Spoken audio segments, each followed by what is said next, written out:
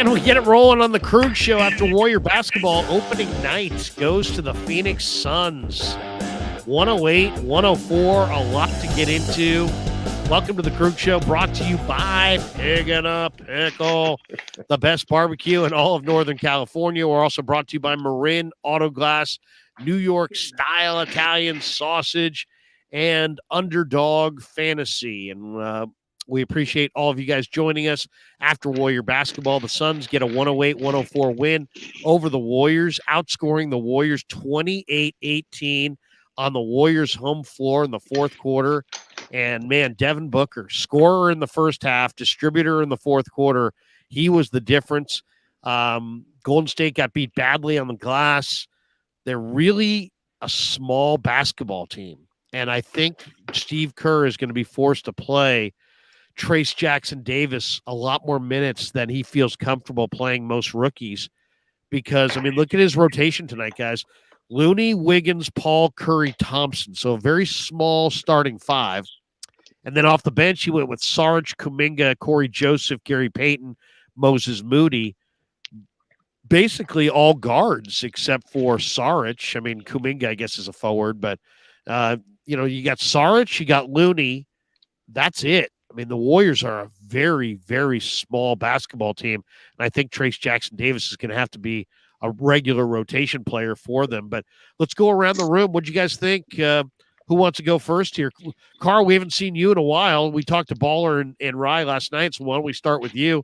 Red's going to join us in a bit as well. Cy may join us. I told Cy, stop arguing with everybody this year, but we'll see if it worked. JD may join us after his 95-7 the game obligations. But, Carl, good to see you. I like the vest. You got a good-looking camera there, nice background. What'd you think of the game? Two things. One, it's the NBA season, man. Can it get any better than this?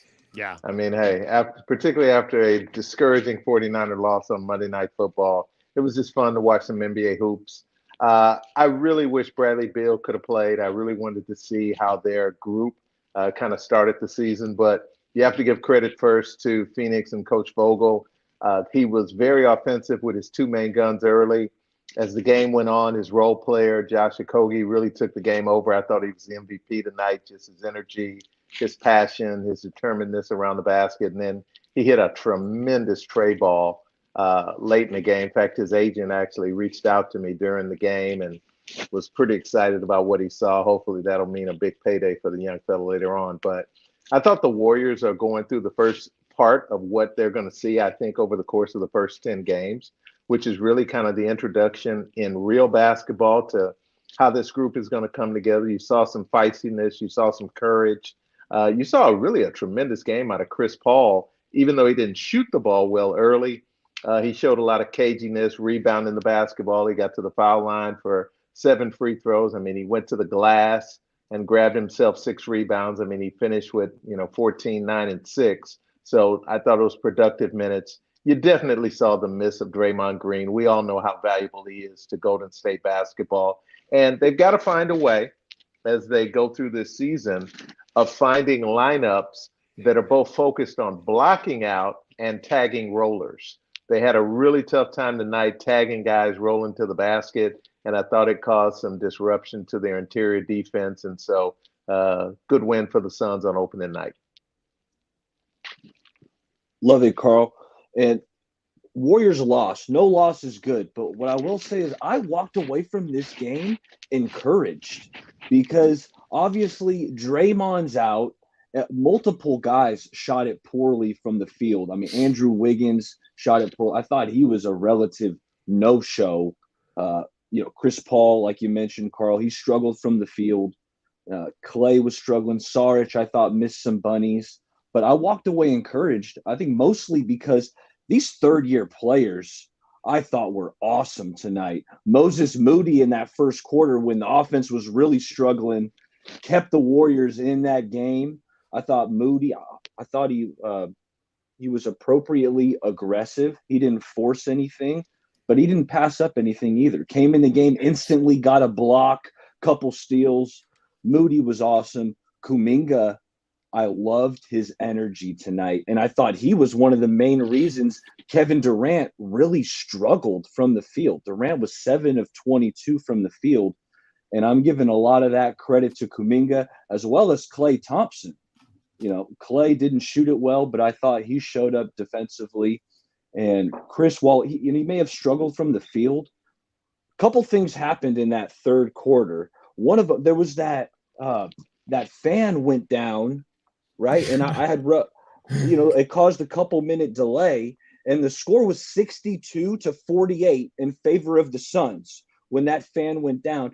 She ends up walking off. Hopefully that elderly fan's all right. But she was waving her towel. You guys see her waving that yellow towel? Warriors went on a massive run after that.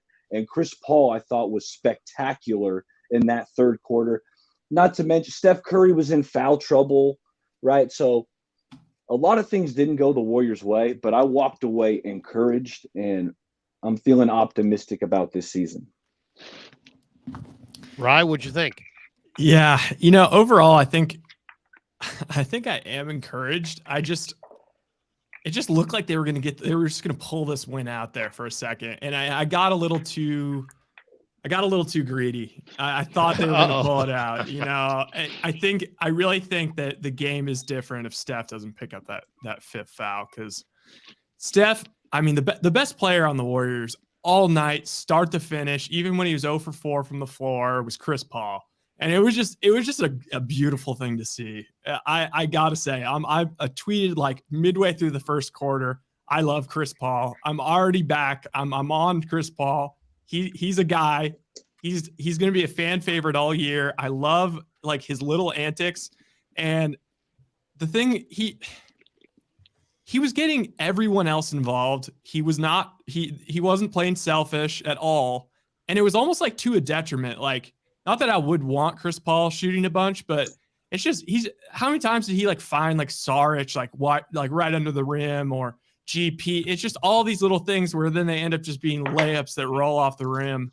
I don't know. Moody looked great. Kuminga looked odd. I would say I'm very excited about Kuminga. He's got a little bit of that Jordan Poole-itis where like he doesn't quite the game. He's not quite in the flow of the game yet. He doesn't let it come to him. He makes decisions beforehand, like, okay, I'm going to the basket now. And once he makes that decision, there's no stopping him. He's going to the basket now. And he does the same thing on defense, honestly. He's like, all right, at this play, I'm going all the way up to Booker. I'm guarding him. I'm guarding him full court. And so, it's kind of okay to have one guy like that. And Draymond was even talking about it in when the guys were interviewing him. They were like, we want him to, conform to the system, but we also don't want to take away what makes him great. So yeah, overall, I'm pretty happy. They held KD in check, man. I agree. Okogie was the MVP of the game. I'm not sure they win that game if Brad Beal. I think Okogie's minutes were that important. Like, they need that guy that's just rough and tumble down underneath the basket and causing mayhem. And Curry never got in a flow.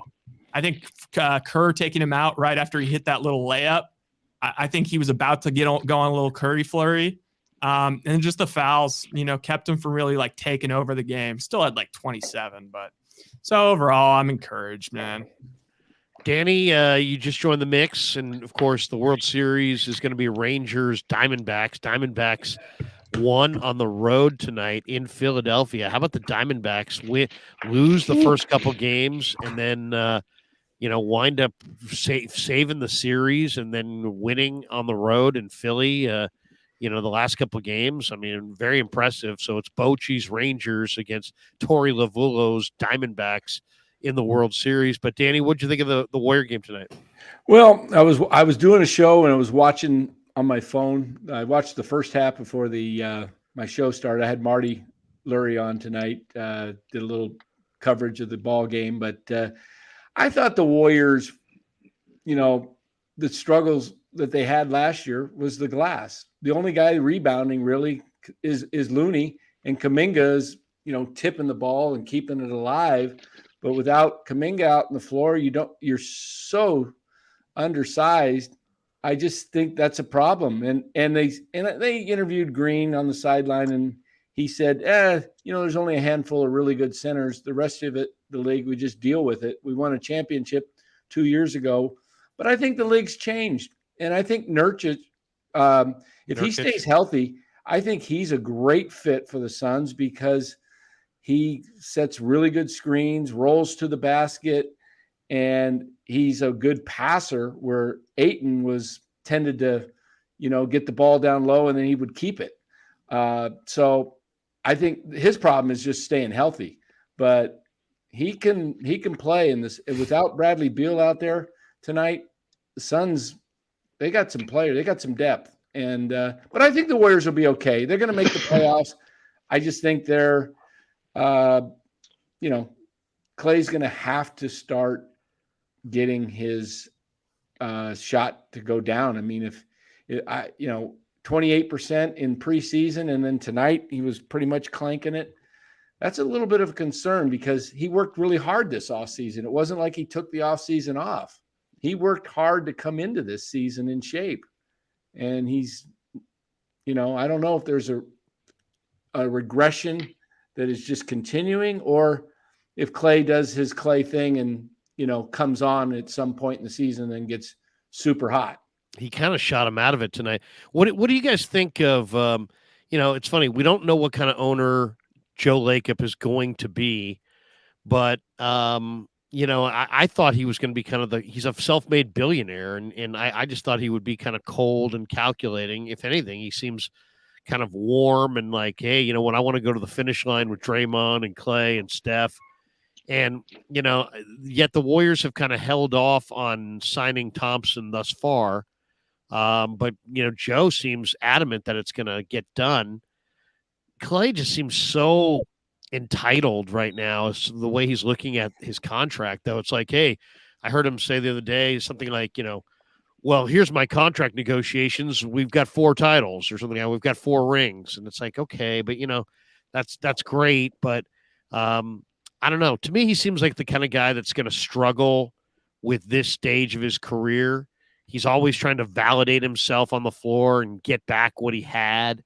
And there's kind of like this, I like it when he squares the shoulders in the 2-point range, but he hunts threes. He doesn't play in the flow.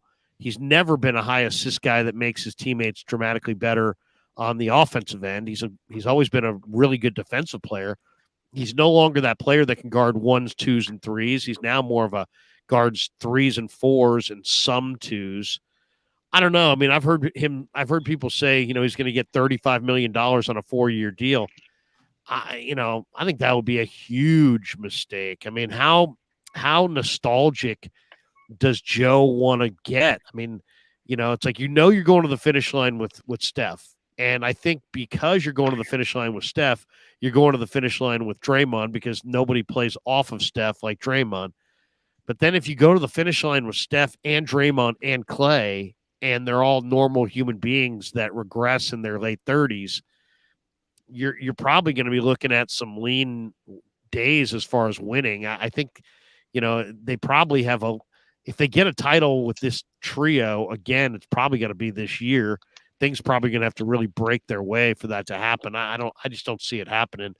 But I mean, where are you guys if Joe popped onto this live stream and said, should I sign Klay Thompson for 4 years and $120 million or more? I'm voting no. What are you guys voting for? Danny's voting no. Baller, Frank, or No. Carl? Rye's voting no. Baller's voting no. Carl, I mean, we all love Clay. Don't get me wrong, but where are you on that one? Well, Larry, clearly you don't love Clay right now, and that's cool. But you don't make that decision after game 1. No. I mean, collectively, the other 3 quote unquote super perimeter players that played tonight shot a collective 19 for 61 from the floor.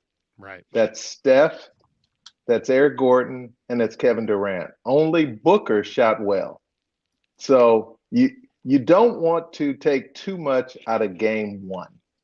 It's almost like what you see a lot of people doing when they watch football games, where when a quarterback doesn't play well, they immediately have a whole narrative on what's going to happen. The good news is we're going to find out what's going to happen with this team after about 16 games. We're going to get a feel. We're going to get a flow. We're going to see how the backcourt works. You're asking guys to do some things they have not done, and particularly without Draymond. I think you're going to see a very different look once you have both Draymond, Chris Paul, and Steph Curry, three of the best passers in the NBA that can be on the floor at the same time. And I think it's going to help. Hey, tonight, Andrew Wiggins didn't look like he could find a shot, and he missed a bunch of layups. So I don't know if you want to make a franchise-proving decision tonight. I don't have a problem with the dollars so much as at the annual. What I have a problem with is with 4 years. I can do 2 years with Clay and maybe a third option, but I mean, I know they don't do that in the NBA, but 4 years, I mean, we've seen regression the last 2 years, really coming down a little bit, slowing down. And I just think 4 years from now, I mean, unless he's just going to be like a 6-man and be a Vinnie Johnson type guy, just going to come out and just, you know, you're going to play him 22, $35 million a year. I know that's a lot of money, but 4 years is a long time. I think if they work it out, I think Clay's got to come to a place where he, like Draymond, and he takes more of a little bit more of a lower deal than what the max is. You know, I could see 3 and maybe 80 or something like that, 3 and 75, somewhere in that range would be doable. But you're putting yourself in salary cap hell if you go 4 years and 35 with Clay. I'll tell you what. You're also taking a guy who you know, you're taking all the value away from the player. If you did want, I mean, that would be an albatross. Then suddenly you'd almost have to move off of him at any point. You're going to have to take on somebody else's bad contract because it's getting into a bad contract level. Go ahead. Somebody else want to jump in on the Clay contract? Oh, I was just going to say, I'll tell you what, if that guy keeps us from winning this NBA Cup, there's no 4 years for him. I'll tell you the other thing I noticed about tonight's game, and I don't know how you guys feel about Wiggins, but, you know, I thought the best I've ever seen of Wiggins was in the finals a couple years ago when he was just rebounding like a menace. Tonight, he played 27 minutes. He grabbed 1 rebound. And it's weird. I know rebounding is not in his natural flow, but he's so athletic and so talented and such a good all-around basketball player that if he devotes himself to rebounding, he can really be a force. When I'm looking at a lineup that has Clay and Steph and Paul and Looney, that makes Wiggins absolutely have to be a rebounder. Yeah.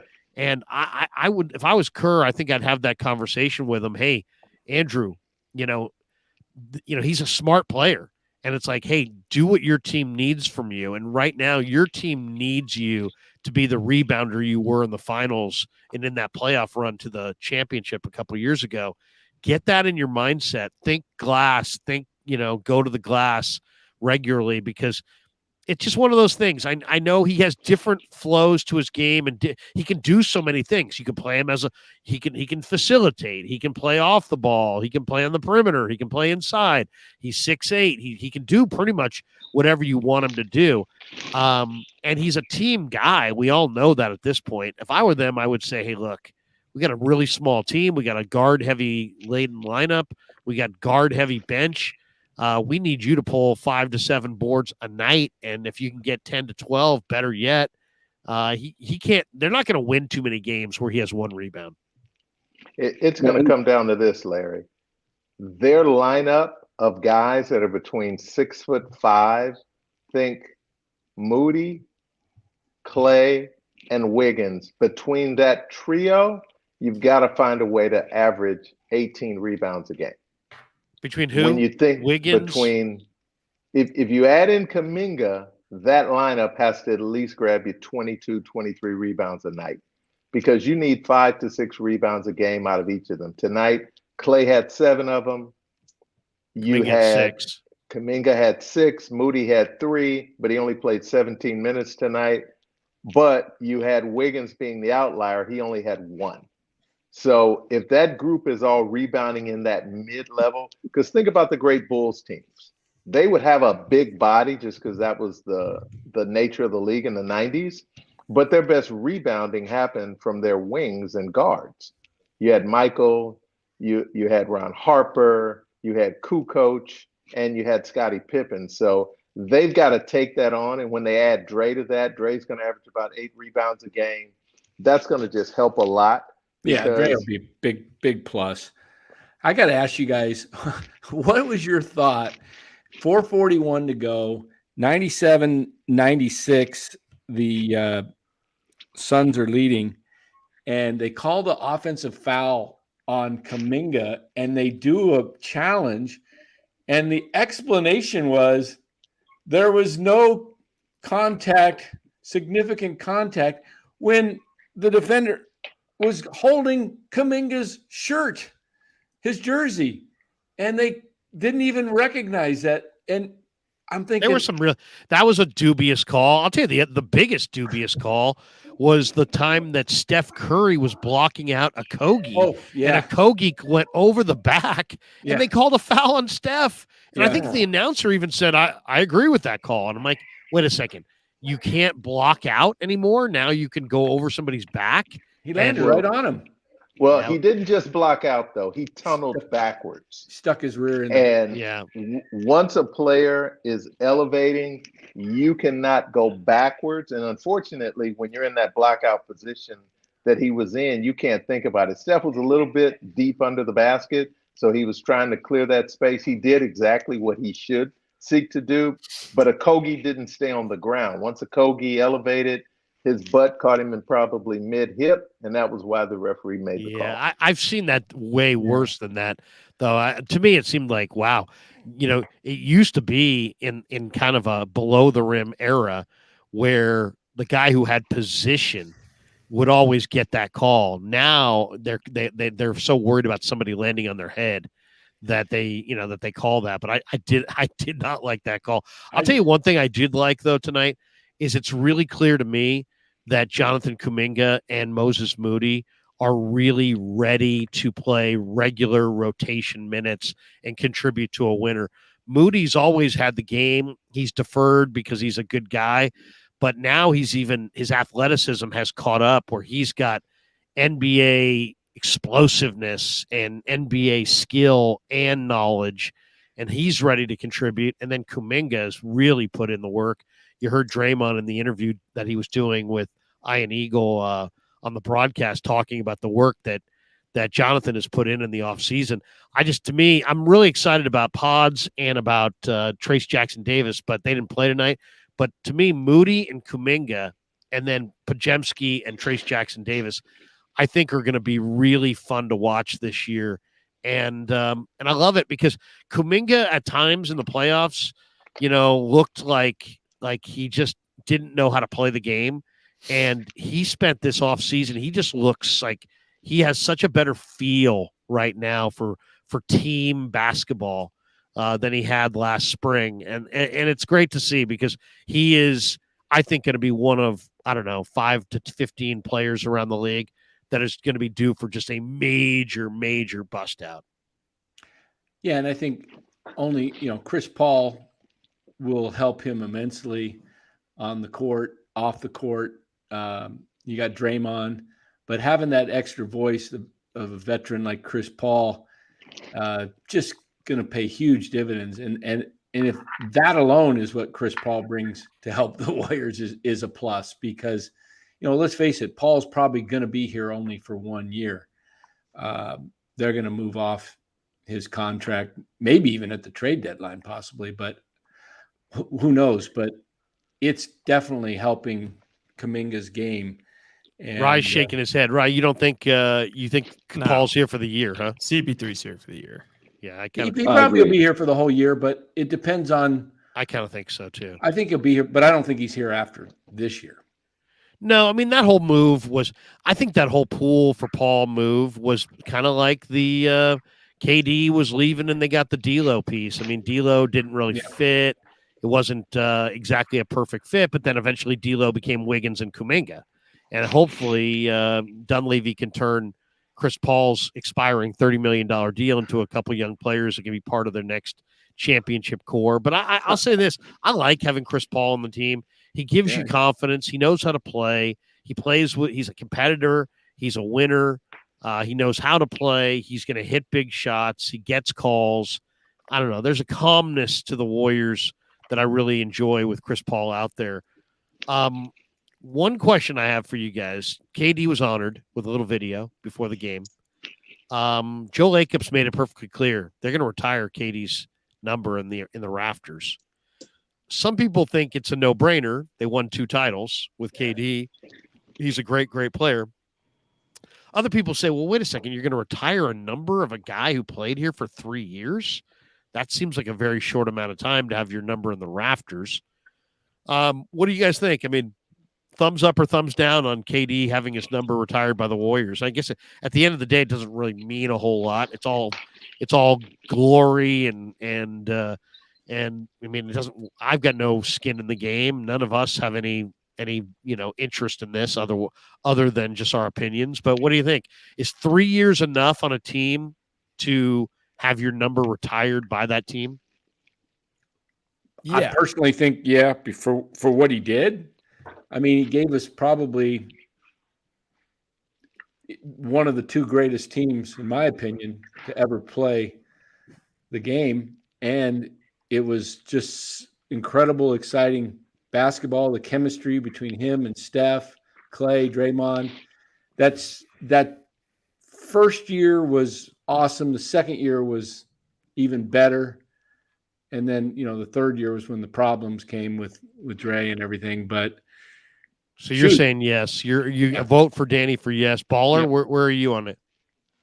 I'm fine with it. That dynastic run was one of my favorite times just of watching basketball in my life. Durant, I've always been a Durant fan, kind of going back to Oak Hill, Texas. And, when he was with the Thunder, you always had that appropriate respect. Then he came over here and, we all witnessed the greatness that unfolded. I'm fine with it. Right, Carl. KD was spectacular, but man, usually you see if a guy's going to have his number retired, he's been in your organization for a number of years. Red's back. Red, how are you? Good to see you. We're just talking about KD and maybe his jersey being retired, and I'm asking the guys 2 titles, but only 3 years with Golden State. Would you retire his number? If you don't retire it, then you have to leave it available for Jason Caffey being the second greatest player to ever wear 35. Listen, I think the fact, first of all, how you guys doing? It's great to see everybody. Good to see you, Frank. What's up, Frank? Yeah. Good to see you, Red. What's up, gentlemen? The fact that Joe Lacob came out and said that it was going to happen, it will be kind of weird if it didn't happen eventually. I think that they kind of checked the pulse of the fans tonight, and seemingly it's all good. So down the road, I could see it happening because 2 championships equals what? 20,000 points with 3 or 4 playoff runs in the opening round and getting bounced. I mean, he did win a couple of titles. So, KG in Boston, if he hasn't gotten his number retired already, it will happen. So I don't have a problem with it personally. Carl, Rye, what do you guys think? The guy's a Hall of Famer, Larry. It was a dynastic run. He was a piece of glue that brought a level of excitement to the NBA that we've not seen since the 90s run of the Bulls. And so getting rid of one lineup number is not going to be that big of an issue because they can put a whole lot of guys in 36 and 34. Yeah, you got it. I mean, I remember just honestly the game when he came back and then he tore his Achilles. And I just remember there was a lot of discourse about him getting a statue. Now, I don't know how I feel about a statue at this point. Statue is a whole nother step. Yeah. But yeah, sure. Retire his jersey. I mean, I'll say this about that run, that 3-year run. It's crazy. It was really 2 years because it was 2 healthy years. We're seeing it more and more. These teams trying to put together their versions of the super teams. I mean, we haven't seen what's happening with Lillard and Giannis yet. I mean, I think that it's probably going to go well. Probably going to get one championship, but who knows? And then, you got Phoenix. They make it to a finals. Then they add Kevin Durant. Then that's not good enough. We get rid of Chris Paul. Let's get Bradley Beal. You're seeing all these sorts of different variations of it, and none of them are like, nobody's complaining like, oh my God, the league is over. This is so stupid. Why don't we just end the regular season? It's a foregone conclusion. Like, I'm getting a lot more respect for those two championship years as time goes on, because it's just going to show you like nothing is inevitable in the NBA, nothing at all. And even though people like to make it seem like that, it's just how great they were. Well, that's an interesting thought to maybe discuss. It's a very short amount of time, though. I mean, what about Bernard King? Are you going to retire Bernard King's number? Well, here's the other question, Larry. What about Terry Cummings? Terry Cummings was here for a couple of years. He's a Hall of Famer. Do we retire Terry Cummings' number? He didn't win anything. Here's the question, Larry. Wasn't his fault. How many other franchises is Kevin Durant's number going to be retired? Facts. Will he get his number retired in OKC? Maybe with a big cupcake next to it. I don't know. Exactly. I think he's played for the Sonics, the Thunder, the Warriors. He's played for the Nets, and now the Suns. I mean, he's on his 15. Well, you can't count the Sonics and the Thunder as two, really. The Thunder you can. No, the Sonics and Thunder, they merged. I mean, the Sonics moved to OKC. Oh yeah. Wait, but we're not holding that against my discussion point. No. Come on now. Okay. One other observation tonight. There was a guy on the other team named Eubanks. He had one yellow shoe and one green shoe. And I look at that, and do you look at that and say, man, that's cool? Or do you look at that and say that's goofy as hell? No, unless you're like Steph Curry, you can't be doing that kind of stuff. One yellow shoe, one green shoe. I mean, do I need to be more open-minded? I don't know. It looks it looks like you made a mistake. I like to match my sneakers with my jersey. I feel like that's old school now. Now it's like you want to wear the brightest shoe possible. I wasn't swaggy enough to quite pull that off. I like kind of matching it. Okay, white and blue is the colors I got. I'm going with some white and blue shoes. But mismatching. See my hat? It's all colored. When I was in high school, we wore the Converse Legends. Remember the Converse Legends?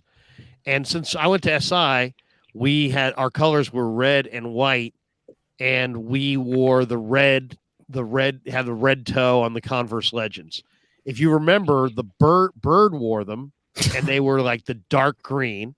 Magic wore them, and they had the purple and the gold and the white. Now, if they played today, Bird could be playing the Lakers wearing the purple, the gold, and the white, and Magic could be playing for the Lakers wearing the dark green. I'm kind of with Baller. I maybe once again old school thought on this, but I don't know. I think it looks better when the team has wear whatever shoe you want, but your color scheme should match your color scheme. But I mean now they have so many different uniforms that they have different colors in their uniforms. So there's all kinds of variables there. But I don't know. To me, just for the aesthetics, it looks better. Like with the Jordans that Jordan wore when he was in his heyday look as cool if they weren't the Bulls colors? Probably not. No. And look at Bosa, where Bosa to this day wears his cleats. He wears those Jordans, the old school Jordans. And it looks okay because the Niners have some red and some black and some white, you know what I mean? So it fits. But if they were purple or something, I don't know. It doesn't. Well, it'll look a lot better if it's on the chest of an opposing quarterback. Yeah, exactly. Can we please see a sack or two? We welcome Side of the mix as well as we jump to a 7-man box here, which this is rare. We bring in the man who's locked on. I thought for sure you were going to make a Steve Wilkes joke. 7-man blitz. Yeah, it works real well right before the half. Cy and Red, since you guys just jumped in in the last minute or two, let's go around the room on, we kind of gave our takes on this performance tonight. I just thought that Devin Booker, really in the first half dominated as a scorer. And then down the stretch, I think it was 8 points or 10 points that all came basically off shots that he created for Okogie and for Nurkic and for Gordon. I mean, he was the creator down the stretch. I thought he was a difference maker. Give me your takeaway on the loss to Phoenix, Cy or Red. Red, go for it, man. Yeah, I mean, I'm looking at Stephen Curry, and I can't remember a game in which he was as disheveled as he was defensively. And I thought that had an impact on his offensive game. It kind of got some other guys off kilter a little bit. And I expected him to come out and just kind of lead this team to victory because the game was in the balance. And then when he picked up his fifth foul, I don't know what the score was at that point, but that was like reminiscent of some of the plays he made in the first half. So, overall, I mean, give Phoenix credit. Josh Okogie was excellent. And certainly Booker was. But I thought the Warriors lost this game. And that was disappointing. In the same breath, I saw more of what I liked in the preseason. I thought Kuminga was solid overall. I thought Moody was solid. I thought Chris Paul was Chris Paul-like. Saric was okay. And I thought the turnovers were down. So they got to rebound better. I want to see Trace Jackson out there early in the game to see what he can do defensively. And I like this team. This team won 44 games last year. I think that they're a 48 to 51, 52 win team. Give Phoenix credit, but I didn't see anything tonight to discourage what I think the Warriors can do. I think they're a 50-win team. Cy, what'd you see tonight? I saw a lot of things. I mean, for starters, the small ball thing has to end. And I know Draymond wasn't ready, but the Suns went on a 10-0 run. They went on a 13-0 run. They went on an 11-0 run, all when the Warriors had that small ball lineup out there. I don't mind Chris Paul. I think he had a good game tonight, even though he missed his first 6 shots. He started the game off 1 for 7 shooting. But I don't understand the point of getting Chris Paul if you're going to play him out there with Steph. The value in Chris Paul to me is staggering him and having him lead that second unit. So we never, ever see Corey Joseph out there again. Corey Joseph, to me, should not be playing, period. I would rather see Brandon Pajemski out there than Corey Joseph. I don't understand why Corey Joseph was guarding Devin Booker. Corey Joseph in like 3 minutes of play was a -12 out there to give you an idea of the negative impact he had. And when the game is that close, little things like that make a difference. So to me, like the Curry Chris Paul thing is a disaster because so many of the Suns' big shots were because they're just shooting it over those two without any issues. Like those guys are tiny, man. This Hobbit thing is still continuing. We saw like the Warriors, for example, have a twin tower lineup in the preseason, which was surprising coming from Steve Kerr. And it was also, for the most part, productive, especially when we saw Saric and Trace Jackson Davis out there together. We didn't see the twin towers thing once tonight. And I think it resulted and it's the reason why the Warriors were out rebounded 60-49. They were killed on the glass. And Steve Kerr mentioned that, which is interesting because he brings it up and like he's controlling these lineups. So, it'd be nice if he did something about that in a future game. So that stuck out. And then I think big picture, this Clay Wiggins thing, I think that he's young. Who knows what happened to him tonight that he just laid this massive colossal egg. He was awful. And I think that it's a profound statement that Kerr pulled him at the end of the game. I was doing like double, triple takes of the screen going, Wiggins is not in the game. Like Kuminga is finishing over Wiggins and it's not because of an injury. That was startling to me. So I don't know what's going on with Wiggins there, but Clay, I don't think Klay Thompson should be the leading minutes getter for this team, if that makes sense. Like he led the team in minutes with 36. He's not that guy anymore. I hate to hate on him. I hate criticizing Clay, but in 36 minutes, he had 15 points. He was just 3 for 11 from beyond the arc, 6 of 18 from the field. Those aren't the kind of numbers that I want in my player who's getting the most minutes if I'm a title contending team. So Kerr has some big decisions to make in terms of his emotional attachment to certain veterans, He seemed to be fine cutting that cord with Wiggins, but Clay's a whole different beast. But I don't know if you can continue this. So just to finish, I'm not discouraged by this game. I mean, it was a close game. They did not have Draymond Green, who would have made a huge difference. But there are some flags, man, and Kerr's gonna have to make some tough decisions, I think, moving forward. Yeah, I mean, before you guys jumped in, I'd asked the fellas about Klay Thompson extension-wise.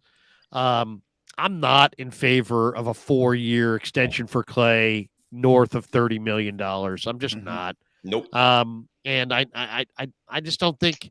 I think he has a hard time. To me, he shoots you out of it as much as he shoots you in it. It seems like he's hunting his own shot a lot. He's never made his teammates better as far as a facilitator for the most part. He's always been more of a finisher, and he helps the team. Don't get me wrong. He's a two-way player. He can guard 1s and 2s and 3s, but now he's a guy who guards more like 3s and 4s.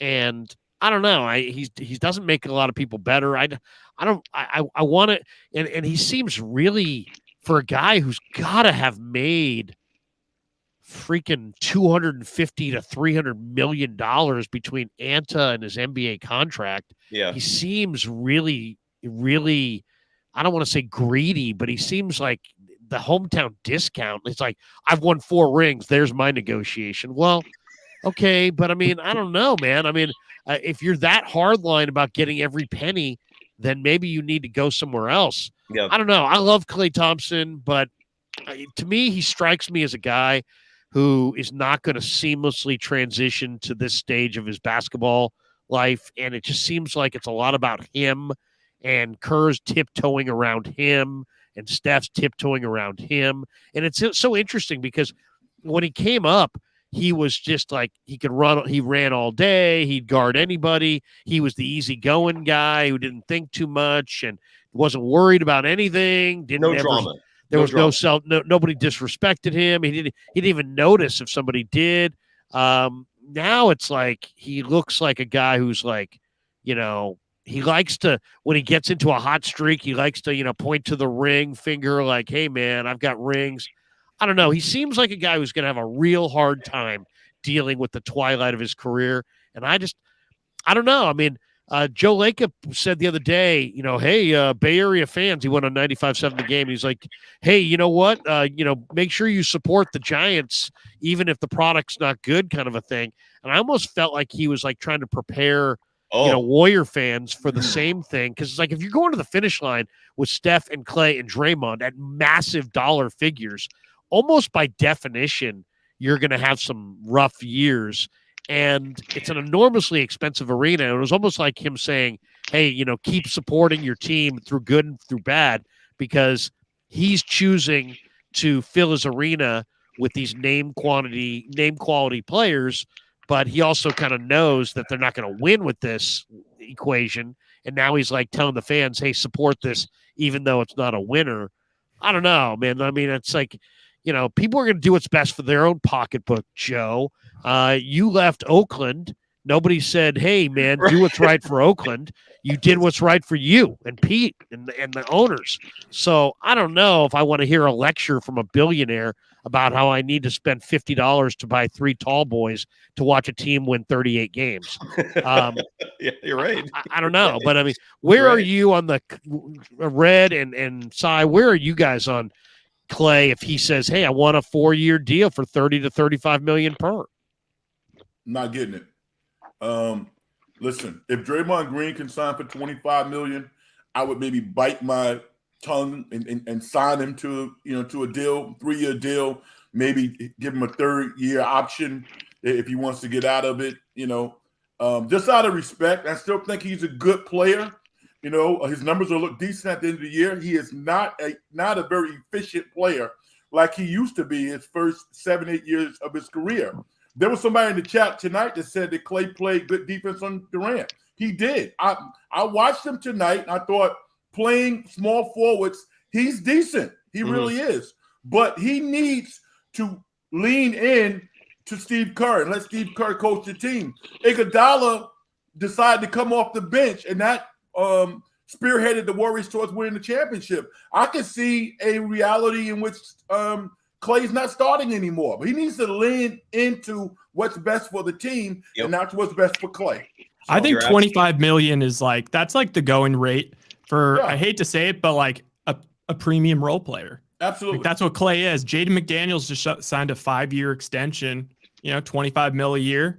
I think that's about right for Clay for, I like 2 years plus an extra one. But that's where I had him. Yeah. 75, 25. There was a couple times during the game where I was like, it's just so crazy seeing Chris Paul on the team, but I'm just yelling at my TV like, Clay, dude, get the ball to Chris Paul. Let him organize the offense. Like at times it felt like, he was out there with the second team and he's like, well, I'm the guy. I'm the other splash brother, Steph's out. And it's like, it was way too much Clay dribbling and Clay trying to do layups in traffic that are just missing by a zillion. Like he just needs to be ready to just be an awesome freaking spot up shooter. He can still average 16, 17 a game doing that. He just needs to take a step back and then do what he can well on defense. And I still am not ruling out the Boris Diaw Clay.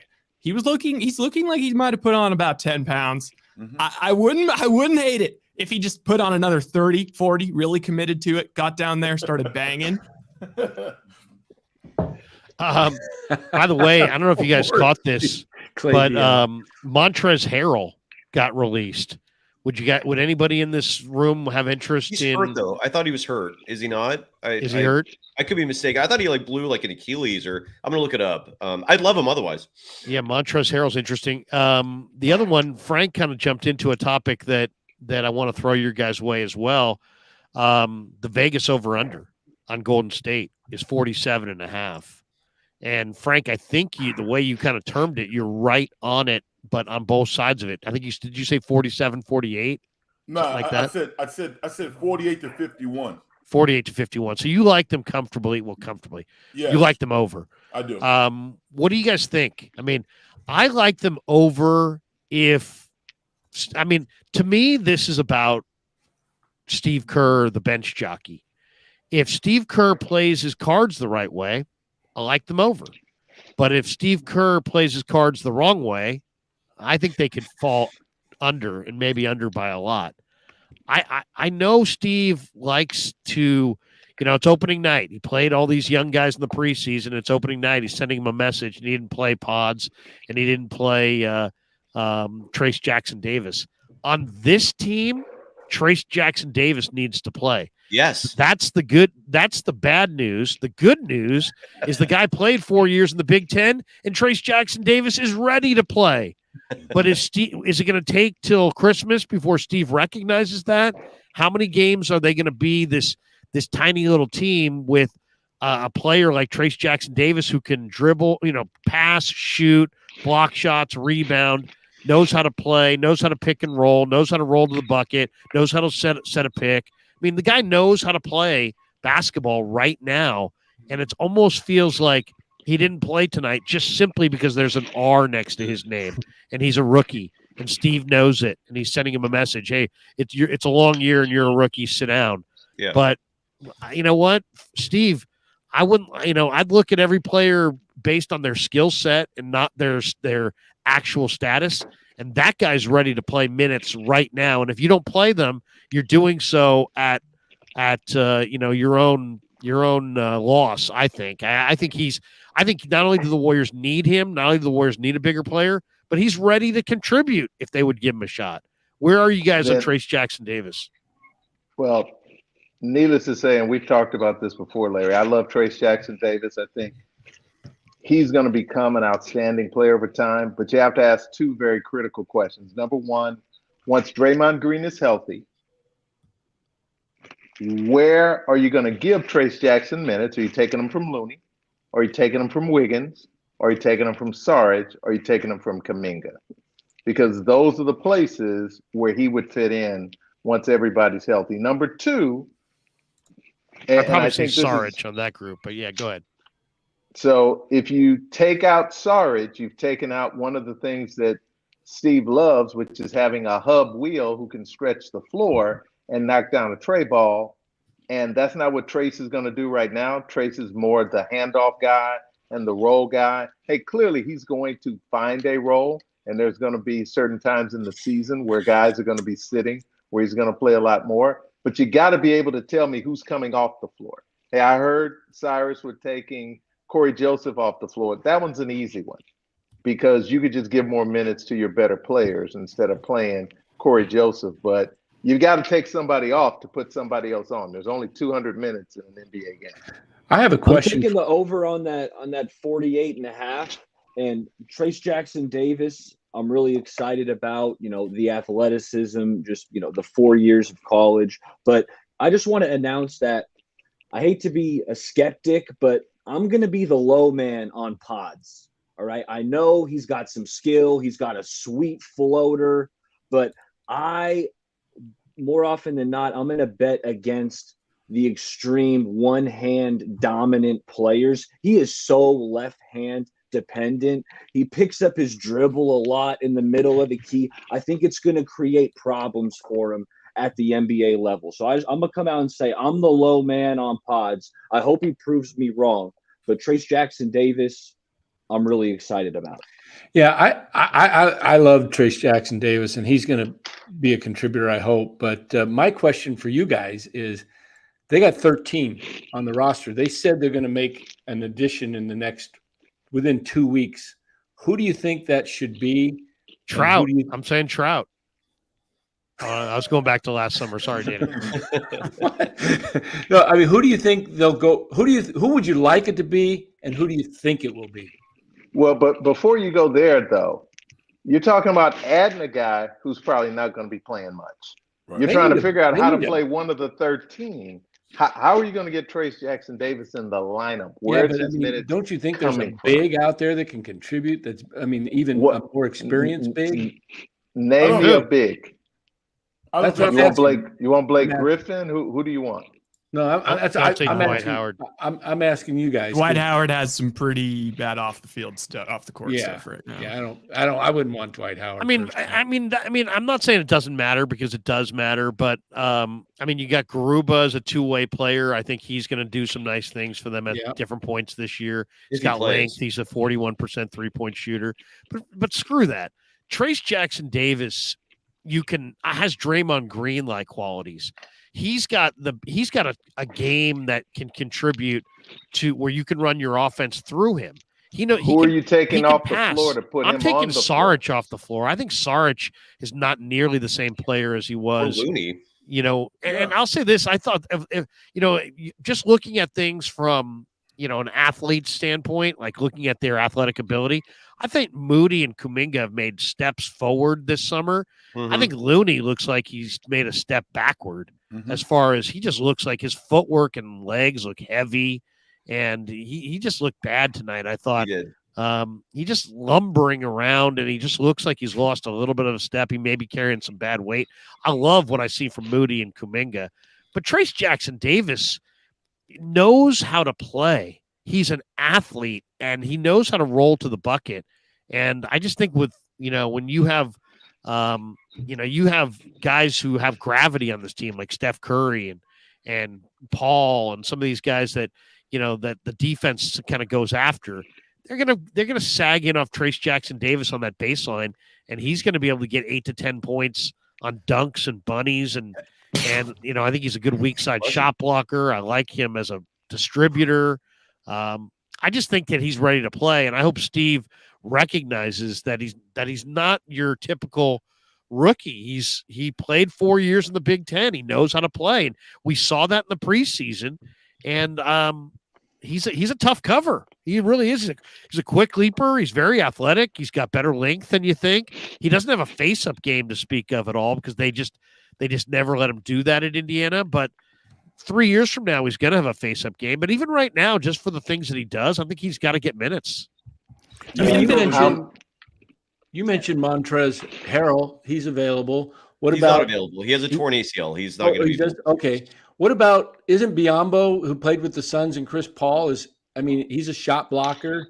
They don't have any rim protection at all on defense. No true rim protector. And you could see where they needed it. I'm not talking a guy, talking 8-10 minutes maybe at most a game. Just somebody to come in and give you a little bit of breathing room and a lob threat and just that big. I think presence. the point is, Danny, Let's- that he in this team they're so deep right now as far as that he probably you could get him, but you'd just be burying him at the end of the bench. He'd be Yeah. DNP coach's decision. Probably, but at least you'd night after night. have available. Yeah, but let's be honest though.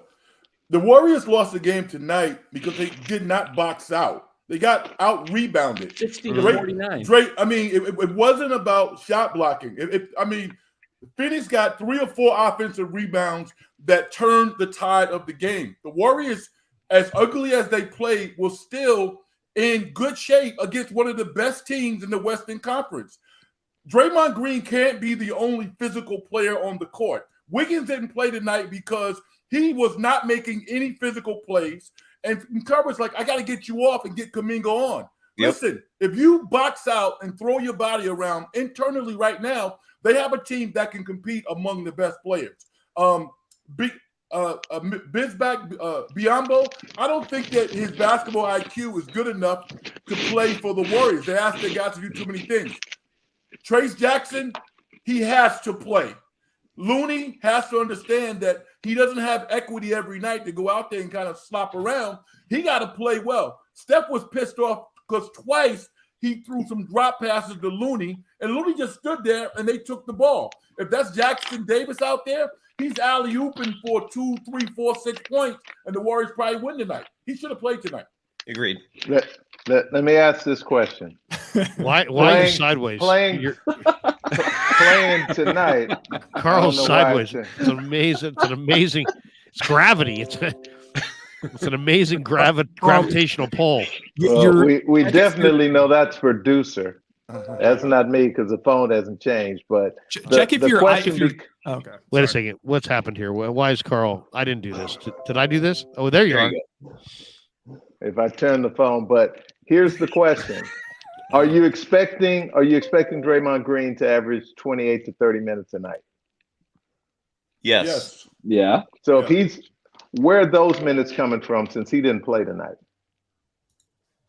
My guess. Well, that's a tough. My guess is Looney played 27, so you're going to take 10 minutes just from there because he's not going to play that much every night. You got 20 more to go. Where's and then the other Clay 20 will probably coming? Clay's going to have to start getting a reduction. That's going to be 5 from Sarge. Played 20. Take 5 from Sarge. Gary Payton the second Right. will probably play less minutes. He played 21. He's not accustomed to that. Peyton was awesome though today. Defensively, offensively, Peyton didn't make a shot. Peyton But and Paul. Peyton is such a difference maker defensively. Yeah. And the one thing about Peyton, watching him in preseason, he looks far healthier than I can remember him looking at any point He looks last good. year. Yes, I need the Chris Paul and Gary Payton the second buddy cop movie. That I love those guys out there together. They're just frustrating the hell out of the other team. Just remember, if you're going to play Draymond 30 minutes and you're finding minutes for Trace Jackson Davis, somebody's not playing. Why do you worry about that though? That's Because there's a difference between our fantasy of what we want to see and what you're going to make happen during the 240 minutes. I mean, maybe Looney at some plays point 20, you got. Maybe Looney plays 22 minutes a game. 22 great minutes a night. There's nothing wrong with that. I mean, this is a year-to-year proposition, and if he's going to be on the court, he has to honor his minutes every game and every year. And tonight, the first game of the season, he got outplayed by a cast-off from Portland with Oregon State. And that can't happen. So, I love Looney, but Looney has to play well every night. He didn't box out tonight. He didn't catch drop passes from Steph and some of the other guys. And it's okay to have a bad game, but the physical plays that you need your 5-man to make, he didn't make tonight. So I'm saying, give the young kid a chance because he's already proved that the league is not too big for him. So I don't care about who plays. Because he hadn't played in a regular season game yet. Well, today was the As first good one, as- but I mean, the upside's great though. The upside's great. I mean, he got, Looney got beat by a guy with 2 different color shoes. Give me a I break. mean, that was terrible. Wait, seriously. Farhan? Yeah, Farhan. Okay. Farhan says just platoon everybody. Yeah. Hey, does somebody have like a bag of grape nuts they're going through? It's not me. That's not me. I don't know I'm who that hearing is. some. I'm hearing. Not that I want one, but I hear that constantly too. I don't know what I'm hearing some grape nuts. I tried to mute Danny. I figured it was him, but it's not Danny. And shockingly, it's not Danny eating grape nuts. Hands up. I will Don't say shoot. it's going to be tough to not play Looney Friday versus the Kings because remember he just ate Sabonis's lunch. Yeah. But Yeah. I mean, well, that's another thing. I mean, we talk about Trace Jackson Davis and he's not ready and this and that. And he played, he went up against Sabonis. Now, granted, it was the preseason, but man, he held his own against one of the NBA's better big men who's in the prime of his career in the preseason. I just think that we look at this guy as a rookie and it's like, okay, I get it. He's a rookie, but he's not, when was the last time? I mean, we're just so our expectations for rookies in today's game are so much different than what they used to be. This guy played 4 years in the Big Ten. He's got a nice little baby hook with both hands. He knows how to pass out of the post. He knows how to set. He knows how to set a pick. Interrupt you, Larry. What I'd strike that is. What is that? What the hell is that noise? It hasn't stopped. Sorry to bug you, man. I just that's crazy. Does somebody have a bag of grape nuts? It's like a crinkling. It's just a constant crinkling. I don't know. Don't know. I'm just curious at this point. Just what is it? Danny? Carl and I are both muted. No. I'll mute myself too. It could be Buster. Yeah, the Buster looks like he's had better days. Yeah, he's Buster looked like he may have had money on the Warriors tonight. Yeah, and there's Faith. They're just sleeping. They like to be next to me, but I just looked at the minutes here tonight. I'll tell you where the minutes are going to get chopped or should get chopped. Clay played the most minutes. He played 36. He should be playing about 26 a night. Joseph. You got to remember, Steph Curry was in foul trouble for most of this game. So that contributed to Klay Thompson getting more minutes. Steph Curry ideally is going to lead the team in minutes. Yeah, probably Wiggins, if he decides to show up, should be getting more minutes than Klay. Mooney played 28. Bring him down to, like you said, 20 to 22. I'm not worried. Here's the thing on 22. this, too. When you have the kind of age that the Warriors have on this roster, I'm not worried at all about minutes. People talk about Podziemski. Podziemski rebounds the basketball. He's going to get out there. If you rebound, you typically play. Trace Jackson Davis knows how to play. He's going to wind up playing. It's these old guys that are going to wind up getting hurt. I mean, Steph's going to get hurt. Clay's going to be hurt. Draymond's going to be hurt. Paul's going to be hurt. Looney's going to be hurt. These guys are going to have. To me, I think if we put this show in a time capsule, fast forwarded it to February, we would laugh at this discussion about minutes because there's so many players that are in advanced age. I would say the Warriors, the pace they play, once they get 15 games into this season, you're going to have minutes galore. I think there's going to be plenty of minutes to go around because I just don't believe in these guys staying healthy. I really don't, especially not at the pace that they play. So I think that's a problem that will kind of solve itself more than anything. I was more worried last year that Golden State was too thin. And the one thing that you can see this year is they're far deeper team than they were last year. And I think that's going to benefit them over the long haul. But I still think, though, if Steve, if the wrong players get hurt, and then this team could have a hard time winning 48 games. Who do you see as clearly above them in the West? Who do you guys think are the teams that are above them? Obviously, Denver's above them. This Phoenix team's above them, right? I don't know if they are, man. The Warriors lost this game by 4, and they didn't have Draymond Green. They didn't have Bradley Beal.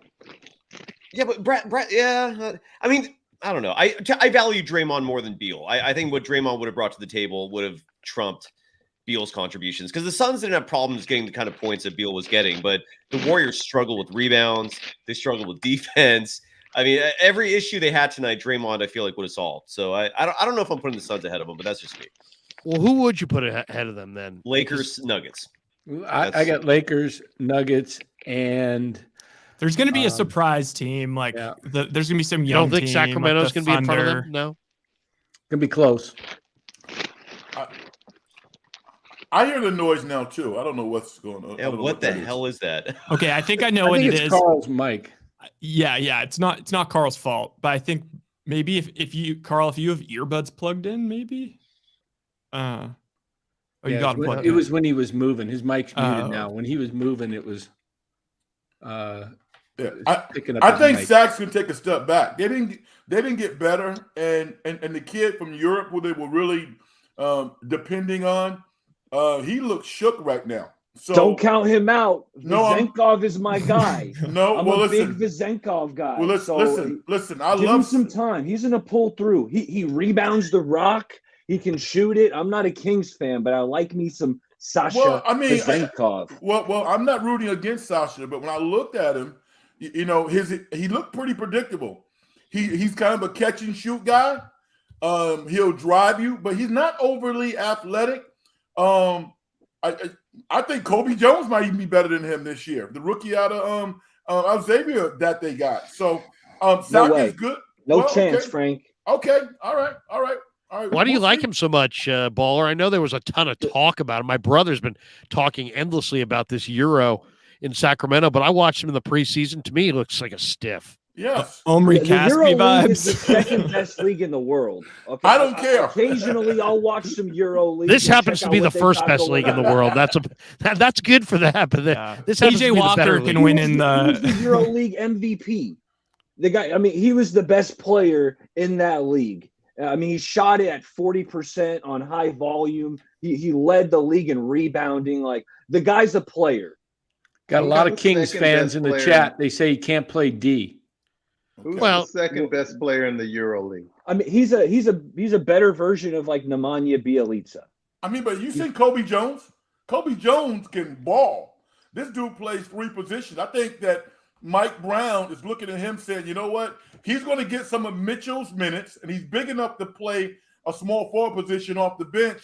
Sasha, listen, it might take Sasha 2 or 3 years to be comfortable with the NBA. The Euro game is different from the NBA game. The three-point shot is closer, and this dude is not explosive.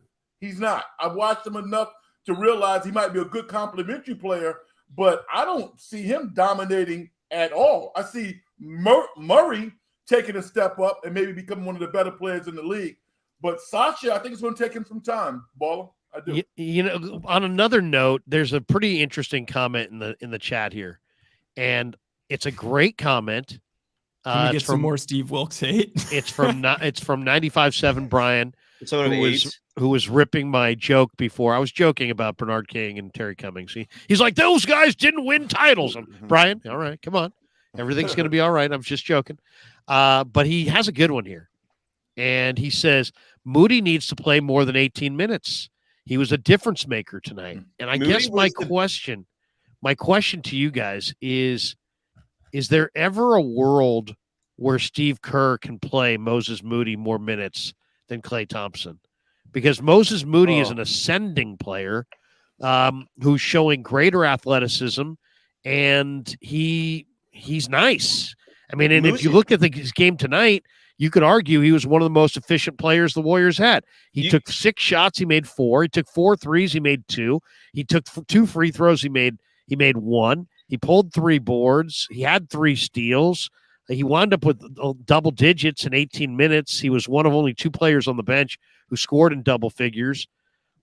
You know, what if Moses Moody is playing efficient minutes and he's playing half of Klay?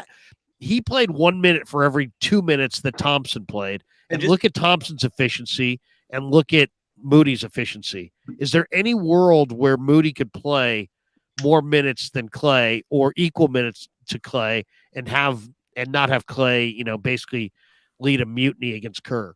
Well, Kuminga playing tonight, I think, gave some hope to that. I mean, I would have never expected Kuminga to finish the game tonight over Wiggins. I know Kerr's loyalty to Klay is much higher, but that gave me some hope. And look, Moody was the best player, period, for the Warriors in the first half tonight. He led the team in scoring in the first half. His first half numbers were phenomenal. He was 4 for 5 from the field, 2 for 3 from beyond the arc. You know, he's a big dude. He led the Warriors in rebounding their last game against the Kings. I really hope that's something that let me put it another way. this Klay Thompson thing could be a massive clusterfuck. It's because Klay Thompson he looks like he lost a step. I hate to say it. I take no pleasure in criticizing him. He looks like he lost a step. He does not look like the same Klay anymore. And he's not proving anything different so far. He had an awful preseason. His numbers tonight were okay at best. I mean, he didn't shoot the ball good. If he makes just 2 of those threes, 2 more of them, the Warriors win this game. But Klay's just average at best now, man. I hate to say it, but it's just, I hope Kerr does the right thing. Yeah, he's just the streakiest player that, last year he was so streaky. It feels like buckle up. It's going to be another streaky ride. But what I will say is I think Joe, and that's Joe Lacob, is playing this thing right. Make Klay earn this contract. If he's going to get 25, 30 million, make him earn it. Don't pay him ahead of time. And then he has this downturn, this downtrodden turn where, and to answer your question, Larry, I could see Moody and Klay, the minutes kind of evening out, but that would mean Klay would have to go on a spell where he's ice cold for multiple weeks and Moody's still playing really good ball like he did tonight. That'd be the only way I think those minutes would even out. Well, I think the thing with Klay, like you mentioned, he's slowing down. I said that earlier before you came on. He looks a step slower. His shot, his selection still is, he forces shots, and some of his 3-point shots are just like, I've never seen them so off target. I mean, they're just clanks. Yeah. I mean, I'll say this too. I have a weird vibe now about Klay Thompson. I think he's such a pure shooter from inside the arc that I think he could be, if he wanted to be, kind of a better version of DeRozan if he would just focus on, squaring the shoulders inside of, let's say 15 to 18 feet in that range and just knocking those shots down over and over and over again. But he's so much trying to dial it back to his glory days that he hoists. He loves the three on the break and the catch and release three. And it's just like, he loves it. It makes him feel like he was his younger self. But that shot, especially as the season wears on, he shoots that shot flat. That shot's hitting the front rim a lot. And to me, it's like, I'd like to see him shoot it with more arc. Since he doesn't seem like he can, I would like him to kind of redefine himself or recreate himself as a 2-point marksman. I think that's the best way for him to really help this team, is to turn into a 2-point. I mean, still shoot a couple threes if they're open, when you can really step into it when you've got it wide open. But I like him. I feel great about Klay Thompson anytime he's 18 feet in with the shoulders squared, because there's a purity to his release and to his shot. It's just he's lost his injuries to the knee and to the Achilles. He's lost a little bit of his juice, and he shoots the 3-ball flat right now. I mean, that's what I see. I see a guy that hits the front rim an awful lot. Don't you think, though, when he in the 2-point range, he kind of has to create a shot a lot of times to get a good 2-point shot, and he's not very good at creating space anymore? But what he does, he caught one off the screen. Yeah, if he pounds 2 dribbles, gets to a spot, squares the shoulders, and rises up inside of 15, I feel really good about that shot going down. Don't you guys? Yeah, I mean, but at the same time, like, he needs like that old school, he needs that like high school coaching. Like, Kerr needs to just tell Klay, like, you're not allowed to dribble more than 10 times this game. Like, you're just not. And we need you to be Ray Allen on the Heat, dude. Like, you should just be a absolute sharpshooting role player that spaces the floor. Because the sad truth of it is, I saw someone say trade Klay for Robert Williams. Now, it's way too early for talk like that, although it does get me thinking. But you get rid of Klay, I mean, who's their other shooter? You can't rely on Moses Moody to be your second best shooter. Why not? So, like, he's a good shooter. Kuminga's also a good 3-point shooter. He's a pretty good. It's like I trust Chris Paul, Kuminga. Yeah, Chris Paul's another good shooter. I mean, Pajemski, if he got Pajemski's minutes, was a another good shooter. 44% but they're not. three-point shooter. They're not like, oh my God, we have to make sure not to leave that guy. But no one is like Clay. I mean, you're not going to ever. No, I'm saying even Duncan Robinson. Like, I'm saying just like how about all those guys like the Heat have? I'm saying just a shooter, like just a pure shooter. Like you need him to space the floor. I don't want Clay to go anywhere. I just want Clay to lean into what his best self is right now. If Clay never shoots the basketball in a game, his presence is still worth a positive for the Warriors. I mean, he's one of the all-time greats. I mean, young players look at him and they respond. They want to live up to his standard. So he's a Warrior. He's somebody who I want to be around, but he needs to take better shots. He needs to be honest with himself. He cannot be the second leading shot taker on the Warriors this year. He just can't. So he needs to redefine his game, and everything that everybody is saying about his physical challenges is absolutely true. So it's a conversation that he needs to have with himself, and maybe the coaches need to have with him, because he still has a lot of value as a player and as a leader. But hoisting up threes that everybody knows are not going in before he takes, can't do that anymore. Can't. I think that's well said. By the Clay's way, one thing game is great when they're on the run and he gets out to his spot and he's wide open versus trying to come off screens now, because when they're running within the offense, the half court offense, he doesn't look as able to get open and he forces those shots. But when they are on the run and he's already out in space, that's when Clay is at his best. And how do you get him into that type of game more? I see him more as a sixth man. Let me ask you guys this. This is the real question, in my opinion. What the hell do the Warriors do if Clay's cooked? What if Clay's done? Very possible. What the hell do you do? How do you handle that? Because that could be a reality they're facing here, right? I mean, and Joe's already stated they want him here long term. Right. But I mean, if this is the new version, at $35 million a year, that's going to be a major problem.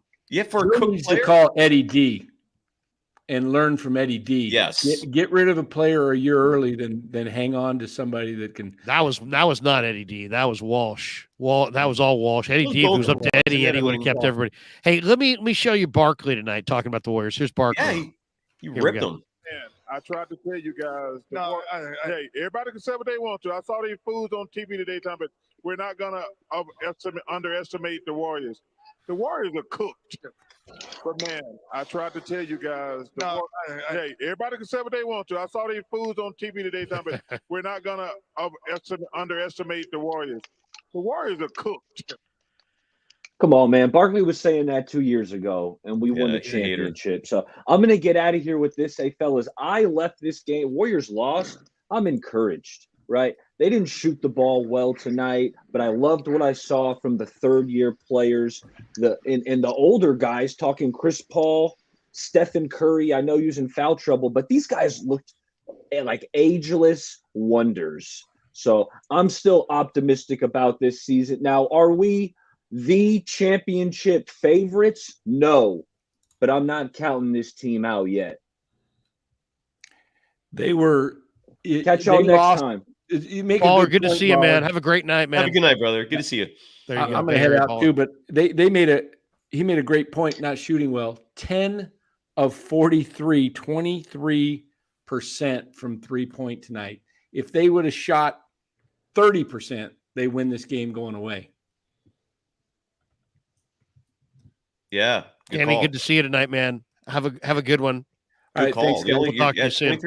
23% is what do you guys awful. think about Barkley's comment there? Are the Warriors done winning championships? Because you say no, I say yes. I say yes. To me, as long as they get another ring. If Stephen Curry is still in his prime, if Draymond Green is still mostly in his prime, I think the Warriors can overcome Klay Thompson, but it's going to require Kerr to start putting trust in some of the younger players. Like Baller, for example, was critical of Brandon Pajemski. I'm the complete other side of that coin.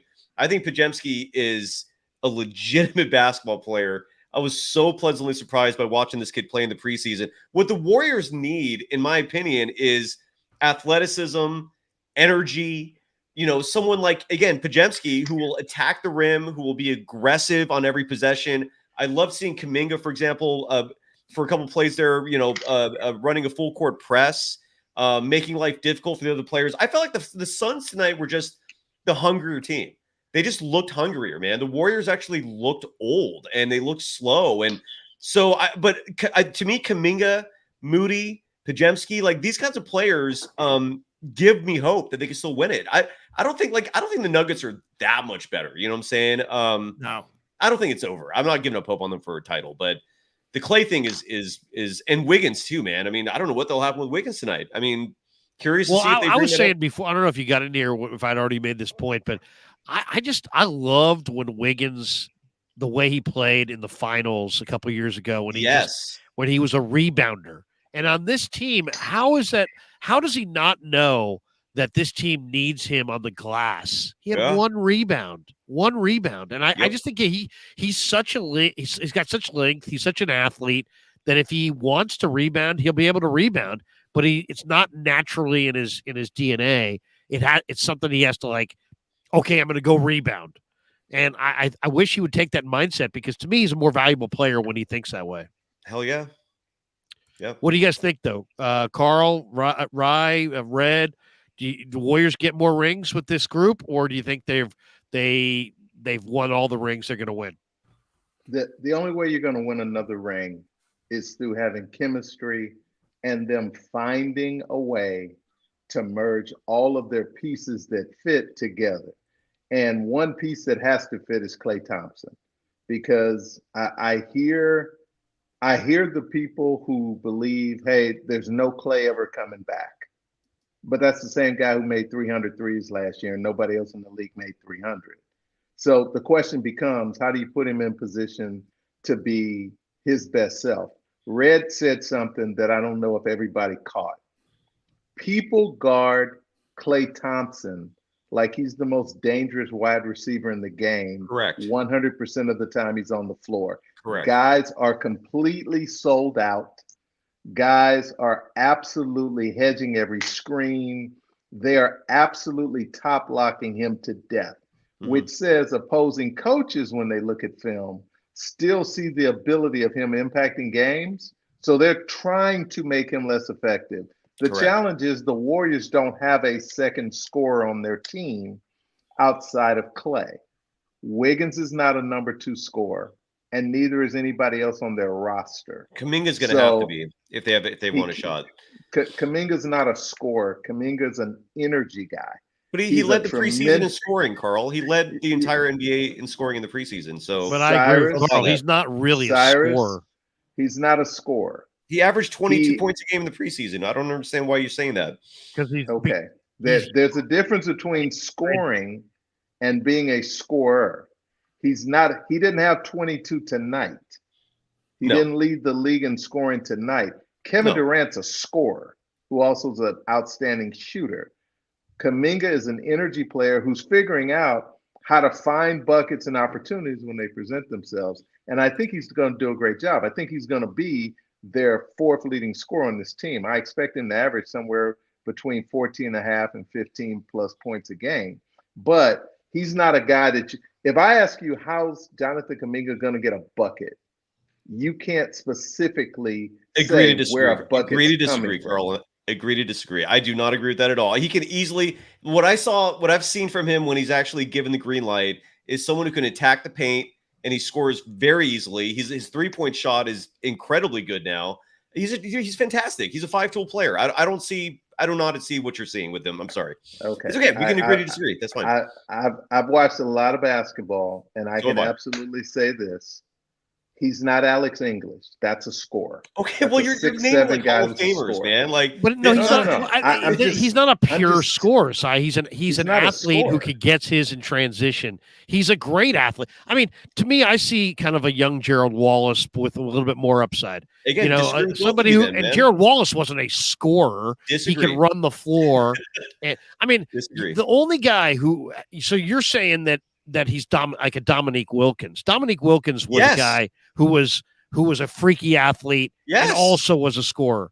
I think that's a stretch. I All think right, that's well, a stretch. I mean, then let's just say this: you're the leader of the Kuminga fan club, because if you think he's a pure scorer, then this guy is maybe going to be the second best player on the entire team this year. Well, that Yes. might be their only way to win again, to win a Yes. title again. Exactly. And like these But someone I just doubt whether that he's actually that guy. he's someone, again, you guys didn't watch the preseason, and if you did, you watched the, I don't know what you saw that It's just I an open missed. floor game in the preseason, though. You It's what? more of an open floor game. It's like NBA regular season is more of a half court game. The preseason's a little bit less. Summer league's even less. I would So disagree there are with that. I'd say guys that run and gun in the summer league. Then they get to the preseason. It's a little bit more Well, structured. Larry, you're insinuating that Kuminga got all his points in transition and in full. No, they No, were I'm running just saying plenty of- the license to hoist, as opposed to in the NBA, there's a little bit more pressure. Kuminga would have gotten the green light tonight if he didn't get 3 quick fouls and missed the entire first half. He still scored 12 points. Here would be 2 questions, Si. Do you feel he has the ability off the bounce to attack Yes. a good defender and get to the Yes. rim? Yes, and I've He gets- seen it he gets- plenty of times. Okay. Look, we I'm can gonna agree to leave it- disagree. I No, have a Hall of Fame basketball player coming on my show every week. We talked about this with Rick just yesterday. Rick said it without any impromptu. Again, so I'm happy Rick he agrees with me, and we Rick can agree to said he's disagree, a- all right? I think Rick he's a said natural he's scorer. a I do. scorer. You think I think he's a natural scorer. scorer? I think he's a Okay. natural scorer. I do. He Well, led we're going to the find out. preseason- We're going to find out, because there's going to be plenty of opportunity on this team because Yes. of the age of the roster. I'll If say he this. is a natural scorer, it will come through. He looks a lot more confident than last year. I will say this: the one thing in your favor on this debate is the improvement curve with Kuminga is clear, and so it's like you watch him improve as much as he has, and it does kind of make you dream on what is the ceiling. You know what I mean? Like, is he Dominique Wilkins? I mean, absolutely. that's that. But to me, Dominique Wilkins was a runner, leaper guy, but then he also was this pure scorer over time. I mean, players evolve. Heck, I watched Akeem Olajuwon come out of Houston. He was a defensive player. He became an offensive, incredible player. So we have to give players room to evolve. And Well, I hear Larry, what you're saying, I but don't you're agree with projecting. any of the- You're I don't agree projecting with some the premise involvement. I don't agree with that at all. Your premise is that Kuminga was not a scorer and that he might turn into that. No, in high school, in G League, he was a scoring machine. He was a young kid who got light minutes in his rookie and second year. He shot in the 30 percentile in the G League. So what? He's an outstanding young prospect, and he's going to be a really good player. And I think over time, he's going to find methodologies that are going to become consistent. Right now, for a team that's going to try to be in the high level of the top 4 seeds in the West, which is where I think the Warriors see themselves, I don't see him as your second offensive option. All right, well, I do. Yeah, It's hard to be the second option if you're not starting. Well, that might change. The Warriors need to make some changes, clearly. Maybe Clay needs to come off the bench. We're going to have this conversation soon. And look, Kuminga finished the game tonight for a very good reason, because clearly Kerr sees that there is something special with this guy. And he is a scorer. We disagree on that, and that's fine. But when he starts averaging over 20 a game, I'm curious to know what you're going to say, because he will do that. He will be over 20 points a game. Wiggins has the most conventional this year. game. He might this year. He might. I like what you're saying. I like what you're saying, Frank. I feel you. I mean, he does. Wiggins has the most conventional game on the Warriors to be the number 2 shot taker and scorer. That's Whether or true. not he has the mentality to do it is just a big question mark. We're all sitting here scratching our heads trying to figure out Andrew Wiggins, because it's numbing when you look at this guy lead the Warriors towards winning the championship. Last year he goes away for personal reasons. Okay, cool. He comes back this year. Actually looks pretty good in the preseason. His body is spry and all that good stuff. And then he comes out tonight and he lays an egg. And I don't know why. I am perplexed by that. With regards to Kuminga, Si, you know what? You've been on this guy's not bandwagon. You can say that. You've been supporting him forever. I believe in him. And guess what? This summer, he finally made a big leap. I even said a couple of days ago, I think the Warriors should have considered extending him in the preseason. Nothing crazy, but like a 4-year, $80, $90 million deal, because I think the guy's going to be a player. Now, agreed. Now, here's the thing. What you're not talking about, let's see with Kuminga, which is very, very important in scorers and teams that win, is nuance. He's just starting to understand what nuance is all about. And to be a good scorer, you have to understand that. He doesn't. He has no idea. What do you base that on, though? I don't agree with that at all. Hours upon hours of watching him. Like, I'll give you a perfect example. So do I, though. Okay. All right. So you give me an example, but I'm going to give you one that's concrete. All right. One of the things that I look for from Kuminga that he couldn't do last year, when he gets the ball, foul line extended now, 23 from the basket, he frames up. He checks the floor, he looks at the basket, and then he instinctively makes a move. He could not put the ball down with his left hand and dart to the basket a la Jordan Poole. He can do that now. I saw him do that his rookie year, but I agree that he's gotten better at that. He would. I see what you're saying. Like he would oftentimes, like there would be a split second there last year. Right. But and that reaction time has diminished this year. Yes, it has. Yes, it has. But that is something that scorers have to have. Kevin Durant gets the ball, he checks the defense, and he darts to an area. He's up, the ball's done. He's running back down court. That's what scorers do. Jonathan Kuminga is not there yet. Maybe he can get there, but he's not quite there yet. I love his potential. I really do. But Wiggins is the guy that should be the number 2 shot attempter on the Warriors, and then Clay could be number 3, and we kind of figure it out from there. Yeah, so I think it's an average over 20 points a game 22 tonight with the Warriors. What's up? Wiggins was minus 22 tonight. He was, he was disappointing. I just think that Kuminga is on the wrong type of team with too many players that are not going to defer to him.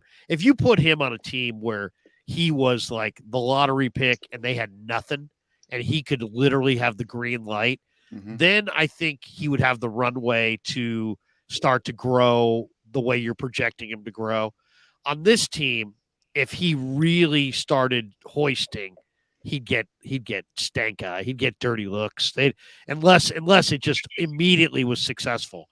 I just think there's too many guys. I mean, there's Paul, there's Wiggins, there's Curry, there's Clay, there's Saric, there's other guys who want to shoot it, and he doesn't have that kind of runway. But I hear what you're saying. I love him. I mean, I'm with you. In fact, I think that he's one of them. To me, and I said it 3 weeks ago, if the Warriors are going to contend for a title, Jonathan Kuminga has to ascend to their second best player. Yes, that's my opinion. I don't believe he's going to. I think he's going to improve, but I don't think he's going to ascend to their second best player this year. By end of this season, he might, because look at the options. He would have to. He'd have to be spectacular, because if he's spectacular, then they could potentially be a title contender. Do you really think the Warriors would trade Jordan Poole if they didn't believe in Kuminga? Because if they traded Poole without believing in Kuminga, who the hell are they looking at as their number 2 scorer right now?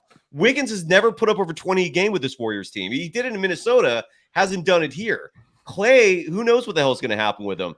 I don't think I really believe, and maybe this is just me on this one, but I really believe that had nothing to do with Kuminga. I think that trade had everything to do with salary.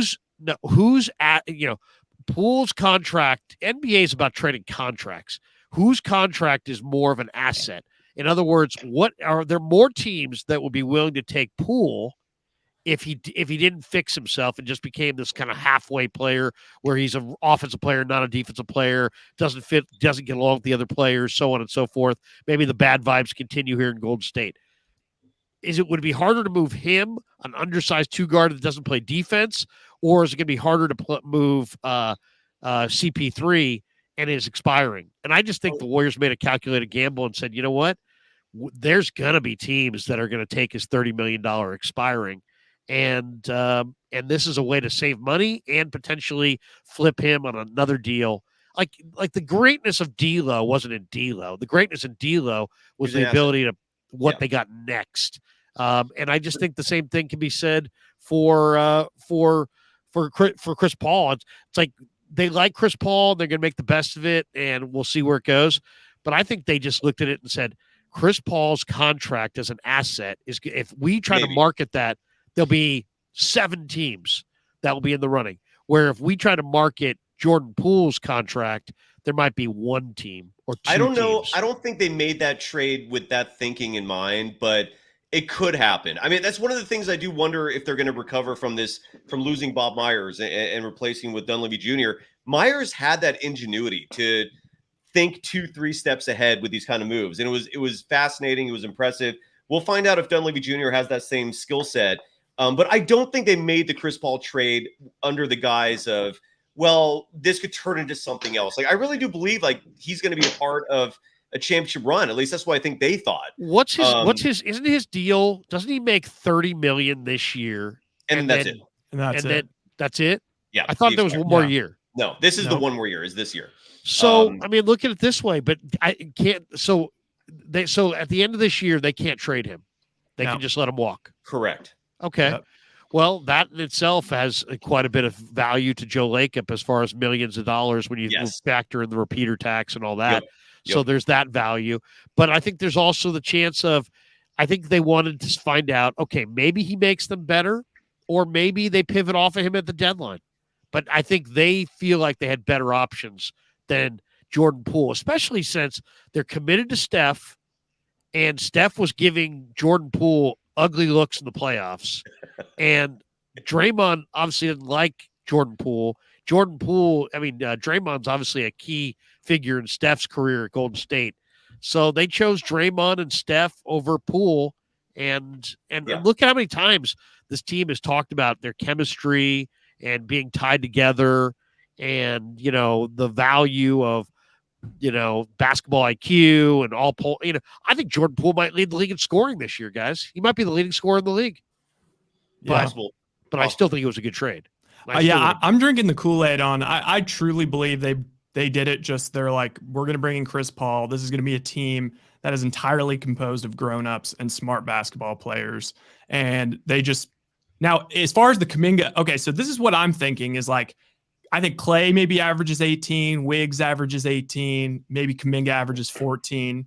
And as to the whole Kuminga score not debate, I'll say this: the guy he's going to get to the free throw line, which is going to be huge, which is something they don't really have in a lot of other players. Absolutely, dude. That's a huge point you brought up there, by the way. Huge. He's one of the only guys on this team that could actually get to the line, by the way. Which is huge. But besides talk about this though, here's another example of nuance. Oh no, Frank, I'll get to it. So what I think that maybe the difference is that Kuminga is a score first player naturally. Like when you see him in even in summer league last year or some of those preseason games, like when he's out there with like a bunch of scrubs, like he's like, I'm daddy out here. I'm taking it to the hoop every single time I touch this freaking ball. And I think that is his mentality. But I think that at the same time, like that's going to kind of burn him sometimes with the Warriors. And you could see it tonight where it seemed like you saw it with Jordan Poole last year, where it seems sometimes like maybe it's just he was hyped up because it's the first game, but it seems like he's made the decision that he's going to the basket.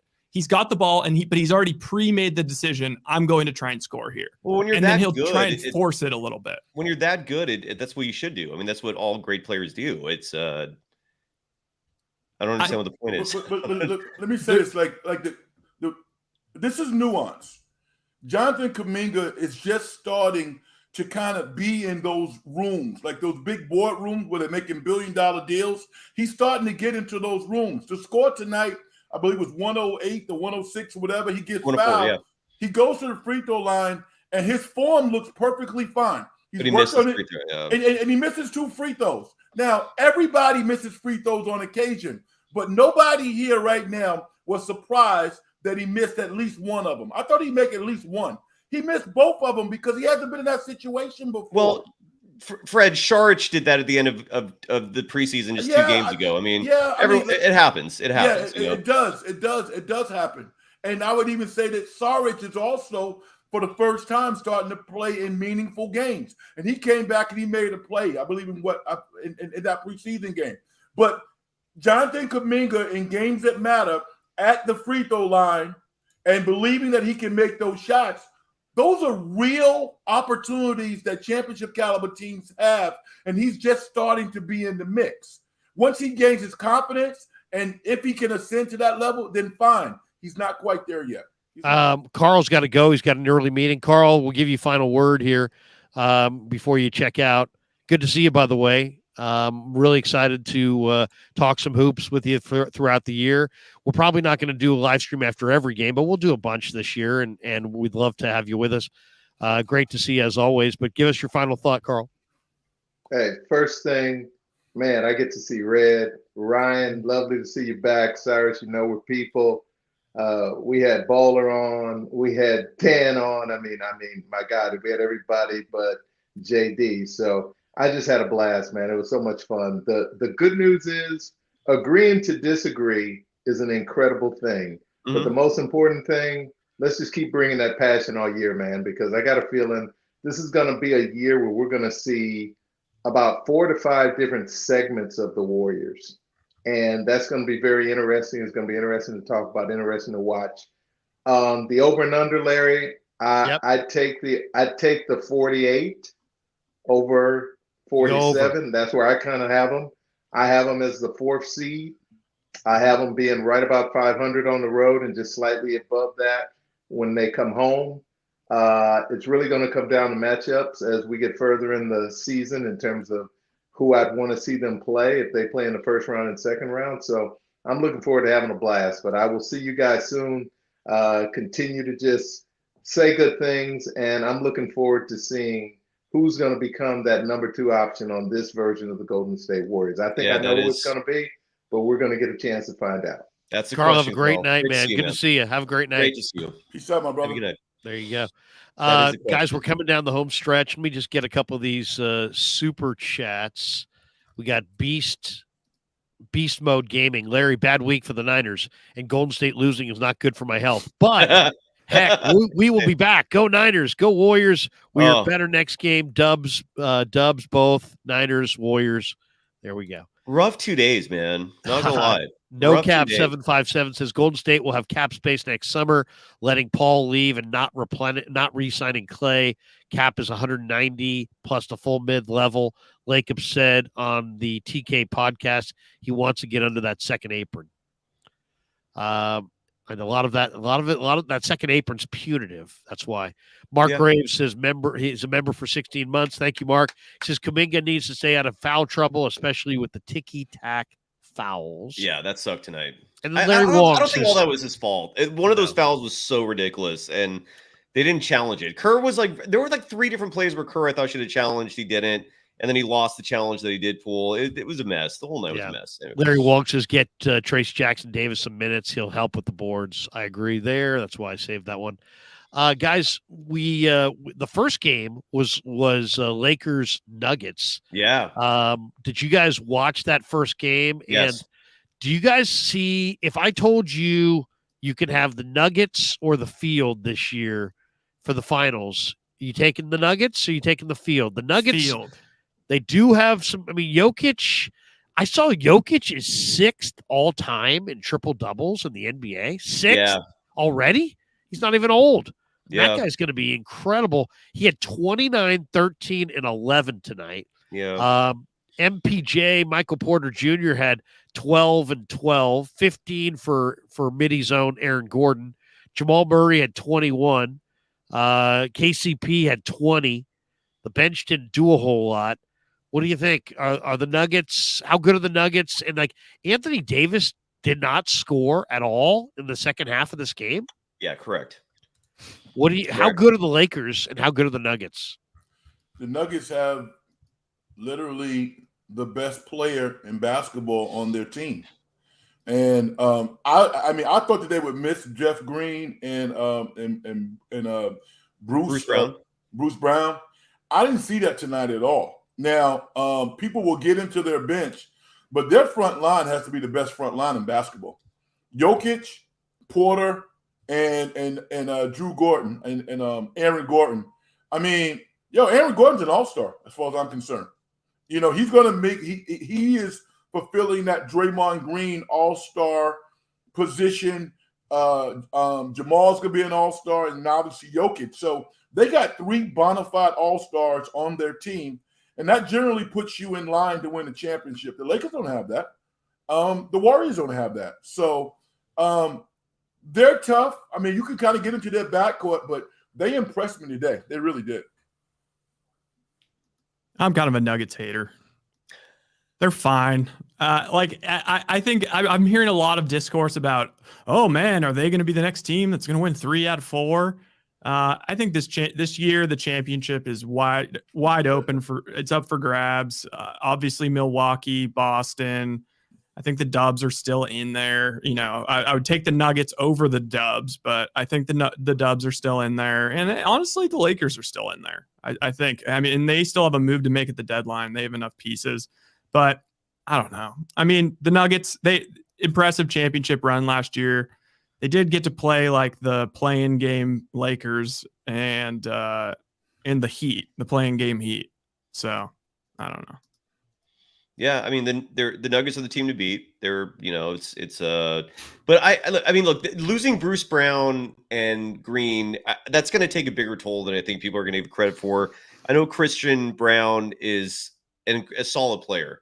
I don't know how the hell he fell to the Nuggets last year in the draft. That's a whole other story. But at the same time, it's like it's a long season. Someone in the chat wrote like the reason why I think the Warriors have a shot is because of Kuminga. I do, but I also think the Warriors have a lot of good players on this roster that we didn't even see tonight. Like this young core really excites me. Like the Kuminga, Moody, Trace Jackson Davis, Pajemski core, which not only is going to set them up for the future, I think they can contribute now. But this Warriors team has to do some soul searching. I mean, they're in a tough spot, man, because Looney looked old and slow tonight, even though he's not even 30 yet, but he looked slow. Clay just looked old and slow.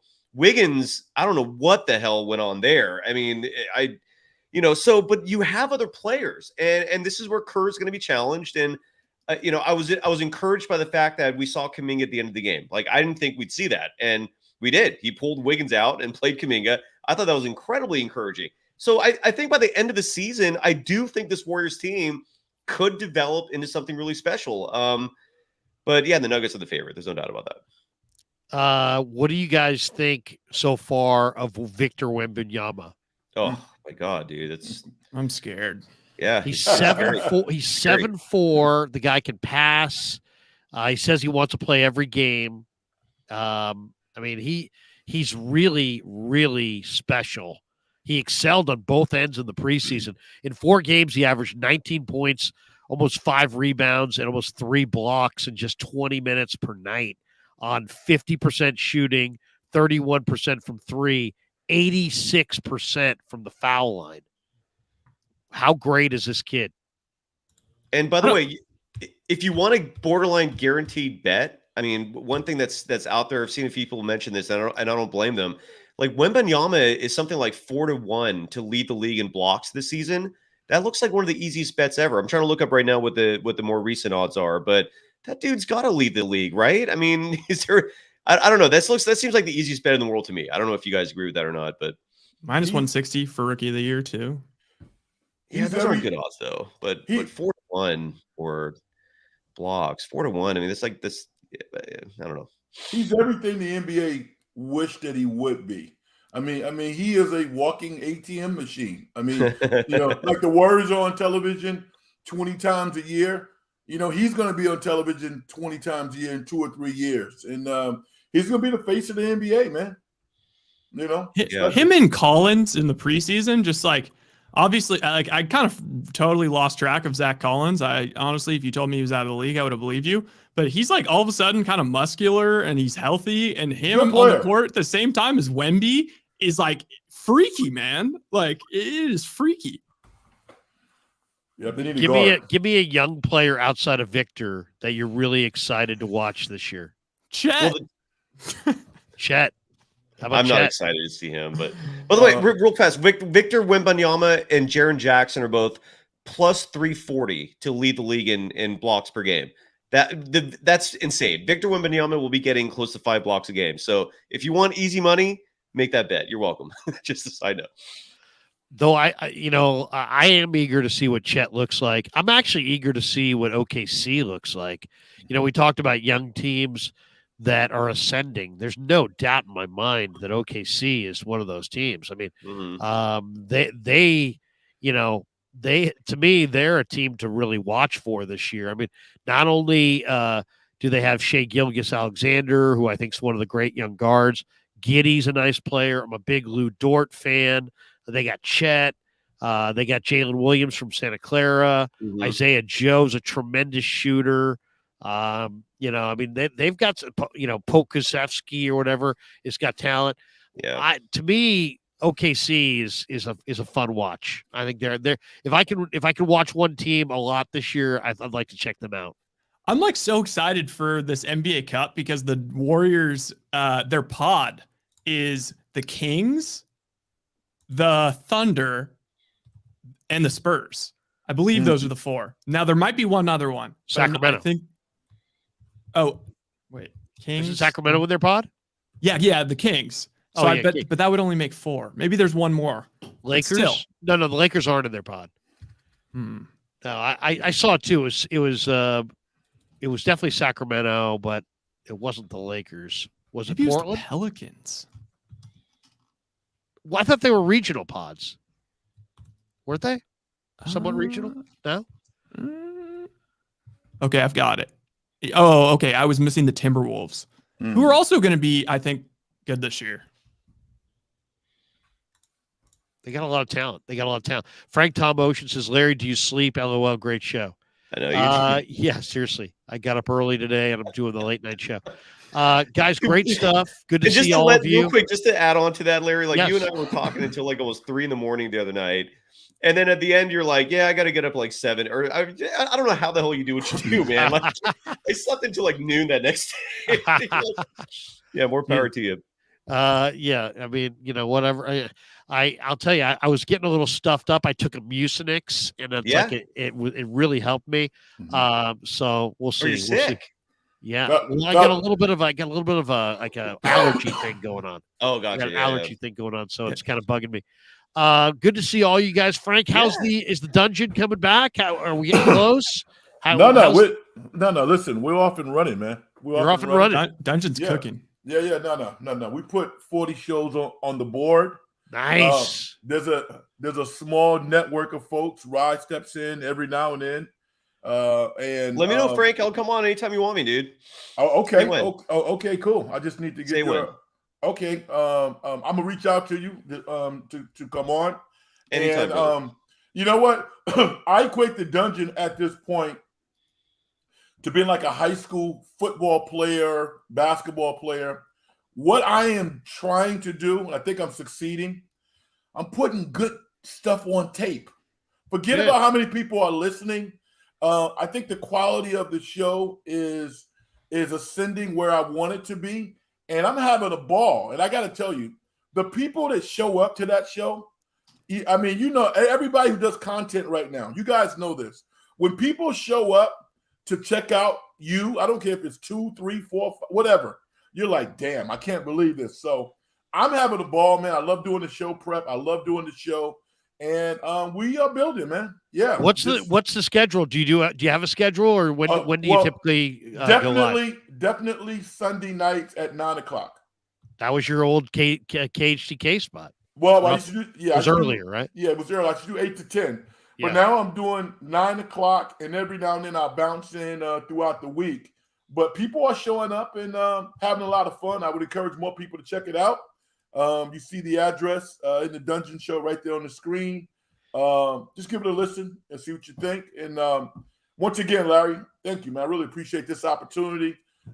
A good opportunity to see Cy and see Ryan and everybody else call. So this was great. Warrior fans, chill. You got a good team. And it's going to all work out. All right? Take care, gentlemen. So it's EN The Dungeon Show, and everybody go check it out Sunday nights. Yeah. Frank, love you, brother. Keep doing your thing, and absolutely, we'd love to have you back on a regular basis this year. We go way, way back. It seems like just yesterday we're sitting there courtside watching Antoine Jameson and Kobe Bryant and all those guys. And you think back at if we only knew then, that Kobe was going to leave us early and how incredible some of those years were, we probably would have watched with more intensity. But great memories, and I love having you on the show, man. So hopefully we'll do it on the regular. Let me say this too, though. Let me say this. Yeah. I mean, we don't get a chance to talk a whole lot. We obviously follow each other and root for each other, but what you've done is amazing. And for content creators out there, you really set the bar high and been a source of inspiration. And Si, like I told you when I tweeted out to you, I know last year you were like, I don't know if we can get to 8,000. No, dude, listen. You are doing exactly what everybody thought that you would do. And continued success. Rye, thank you. Rye, you're a real talented dude, man. So I can say. A great guy, talented guy, and it's always fun to connect with you in any way that I can. All right? Frank, have a great night, man. Good night, gentlemen. Bye-bye. There you go. You are great, people. Frank Red. Larry, you're killing. You sound like Gilbert Gottfried. I can't do the impersonation. I was about to try. The cold and being stuffed up. Iago. Let's promote your guys' stuff. Let me move side to the main box here. Iago. Locked On Dubs. How's it going, Si? How many people you got in the house for Locked On?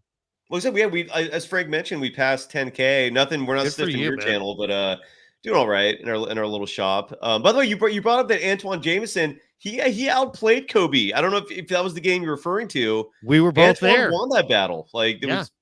They both dropped over 50 in an overtime game, right? They both had 51, I think. And I'll just never forget, looking back on it, that we were watching Kobe Bryant at the Apex.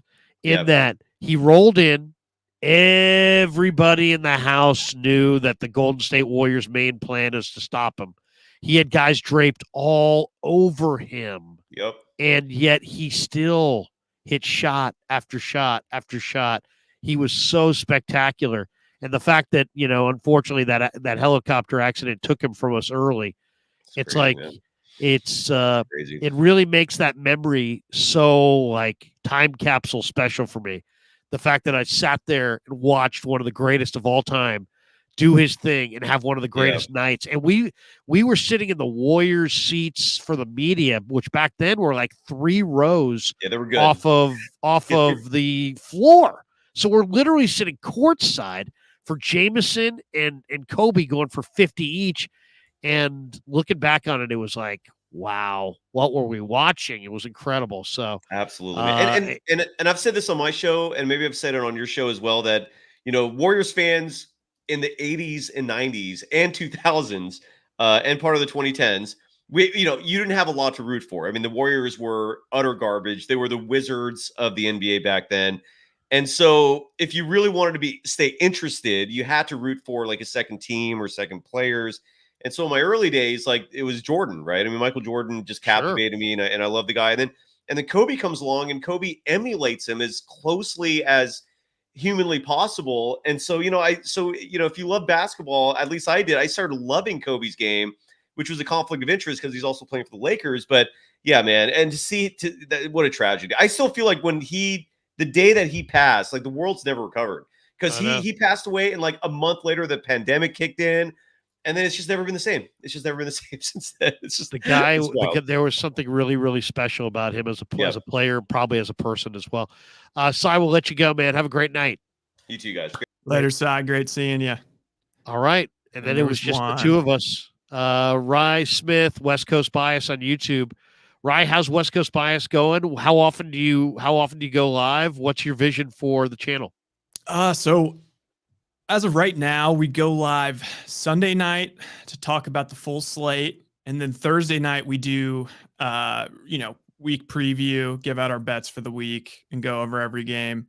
Wednesday night is fantasy talk with Dan, which is just nice. It's just, I mean, really, like I'm trying to be like serious about giving some fantasy insight. I'm doing all this research and it's just Dan all of a sudden's bringing on guys from his show and they're talking trades. So it's just a good hang. It's a good time. And then we're going to be doing some NBA stuff coming up soon. So probably, and also I think I'm just going to commit to being a college basketball guy this year. I'm just going to cover the sport. Like, I'm just actually going to watch as many games as I possibly can. I haven't been able to do that in so long, and I'm just going to go for it this year. I think it's a big year for St. Mary's. So I think that'll be a fun one. Everybody go sign up. West Coast Bias on YouTube. It's Rye's channel. Rye, where are you these days? Are you here in NorCal or are you in SoCal? Oh, God. So I'm in SoCal. I'm still looking for a job to pay the bills. Today I went to a career fair. It was a sports job career fair. Just a total dud. It was at the Staples Center. And because I've just been so like, I feel like I'm sending these applications off into the abyss and they just disappear forever, never to be seen again. And I went there and it was like all sales jobs. But you know what? I'll find something. And as of right now, I'm just spending my time sending out applications, walking Ringo, and then, doing the YouTube thing. Nice. And what community in LA? So I guess you'd call it West LA. It's kind of near Westwood, but also kind of near Santa Monica. Is that sort of Northwest LA or Southwest LA?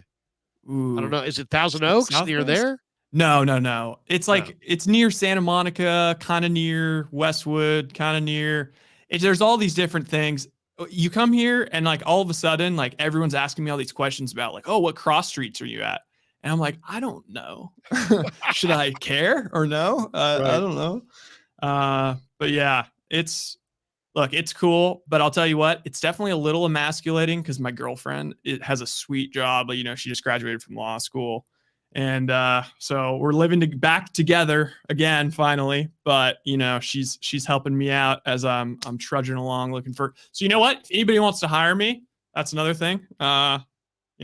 Just on the off chance there's somebody out there. There you go. People, they have a job. They want to hire Rye. He's available. You can contact him through West Coast Bias on YouTube. Yeah. Rye, good to see you, man. Have a great night. Yeah, great to see you. Feel better.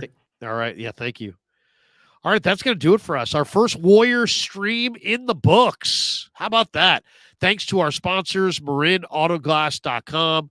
We had the wraparound initially when we started, and there it is. Thanks to New York Style Italian Sausage, a great company, New York Style Sausage Company. The only kind of Italian sausage that I will eat is New York Style sausage. MarinAutoglass.com, 415-883-3030. Pig and a Pickle, the best barbecue in all of Northern California. Check them out in Emeryville and Corte Madera. They're open 7 days a week. Pig and a Pickle, the best barbecue you're going to find. Get the brisket chili. Go say hi to Damon and Mary. Tell them that Larry Krueger sent you. And we got this one in the chat from Dank. He says, Pig and a Pickle. It's funny how many people will just come up to me and just say that to me. Hey, Pig and a Pickle. I'm now synonymous with Pig and a Pickle. So anyway, thanks to everybody. Tomorrow on the channel is our Wednesday edition, and that means I'll be in Santa Clara doing my Niner thing. We'll talk to Kyle Shanahan. We'll go into the locker room. We're probably going to live stream tomorrow with Grant Cohn in the afternoon. We're going to go video calls tomorrow night with Kev. We'll have our call-in show tomorrow night, probably around 7 or 8. We'll see. Kev's got some things going, so we'll have to pick a time there. But a lot going on the channel on Wednesday, Thursday, the return of the big show with Jesse and Vish and myself. And then Friday, we will have we got a brand new show going on Friday that you're going to, I hopefully enjoy. Chase Sr. is going to join us on Fridays in that morning slot. And then in the afternoon slot, Damon and I will interview somebody from Cincinnati and talk a little bit about Niners and Bengals. Saturday morning, the coach stops by. Sunday, we'll be out at Levi's for Niners Bengals, and we'll do our post game with the whole crew coming up after Niners Bengals. Hopefully, the Niners will not lose 3 in a row. So, hope everybody has a phenomenal night. Let's give you one look at Pig and a Pickle before we get out of here. Here's their location in Marin County.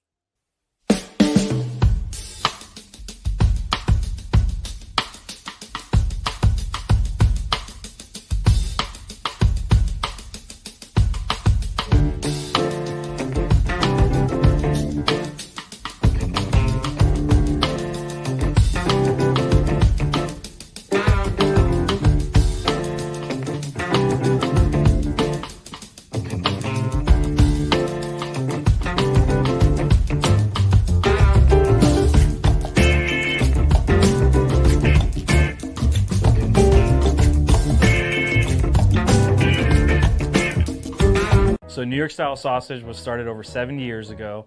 We are the largest producer of fresh Italian sausage on the West Coast. What makes our sausage in New York style is really the recipe came from back east, from New York, from Connecticut. If you look at all of our labels, there's maximum 4 or 5 ingredients, which we're really proud of. There's no preservatives, no MSG, fresh in, fresh out. The pork comes in fresh, goes out fresh. There's never any freezing throughout the process. We've always used fine quality cuts. We're never gonna deter from that. It's one of the reasons why our sausage is so good. I guarantee you put our sausage up against anybody else's from a flavor standpoint, no one will beat it, hands down.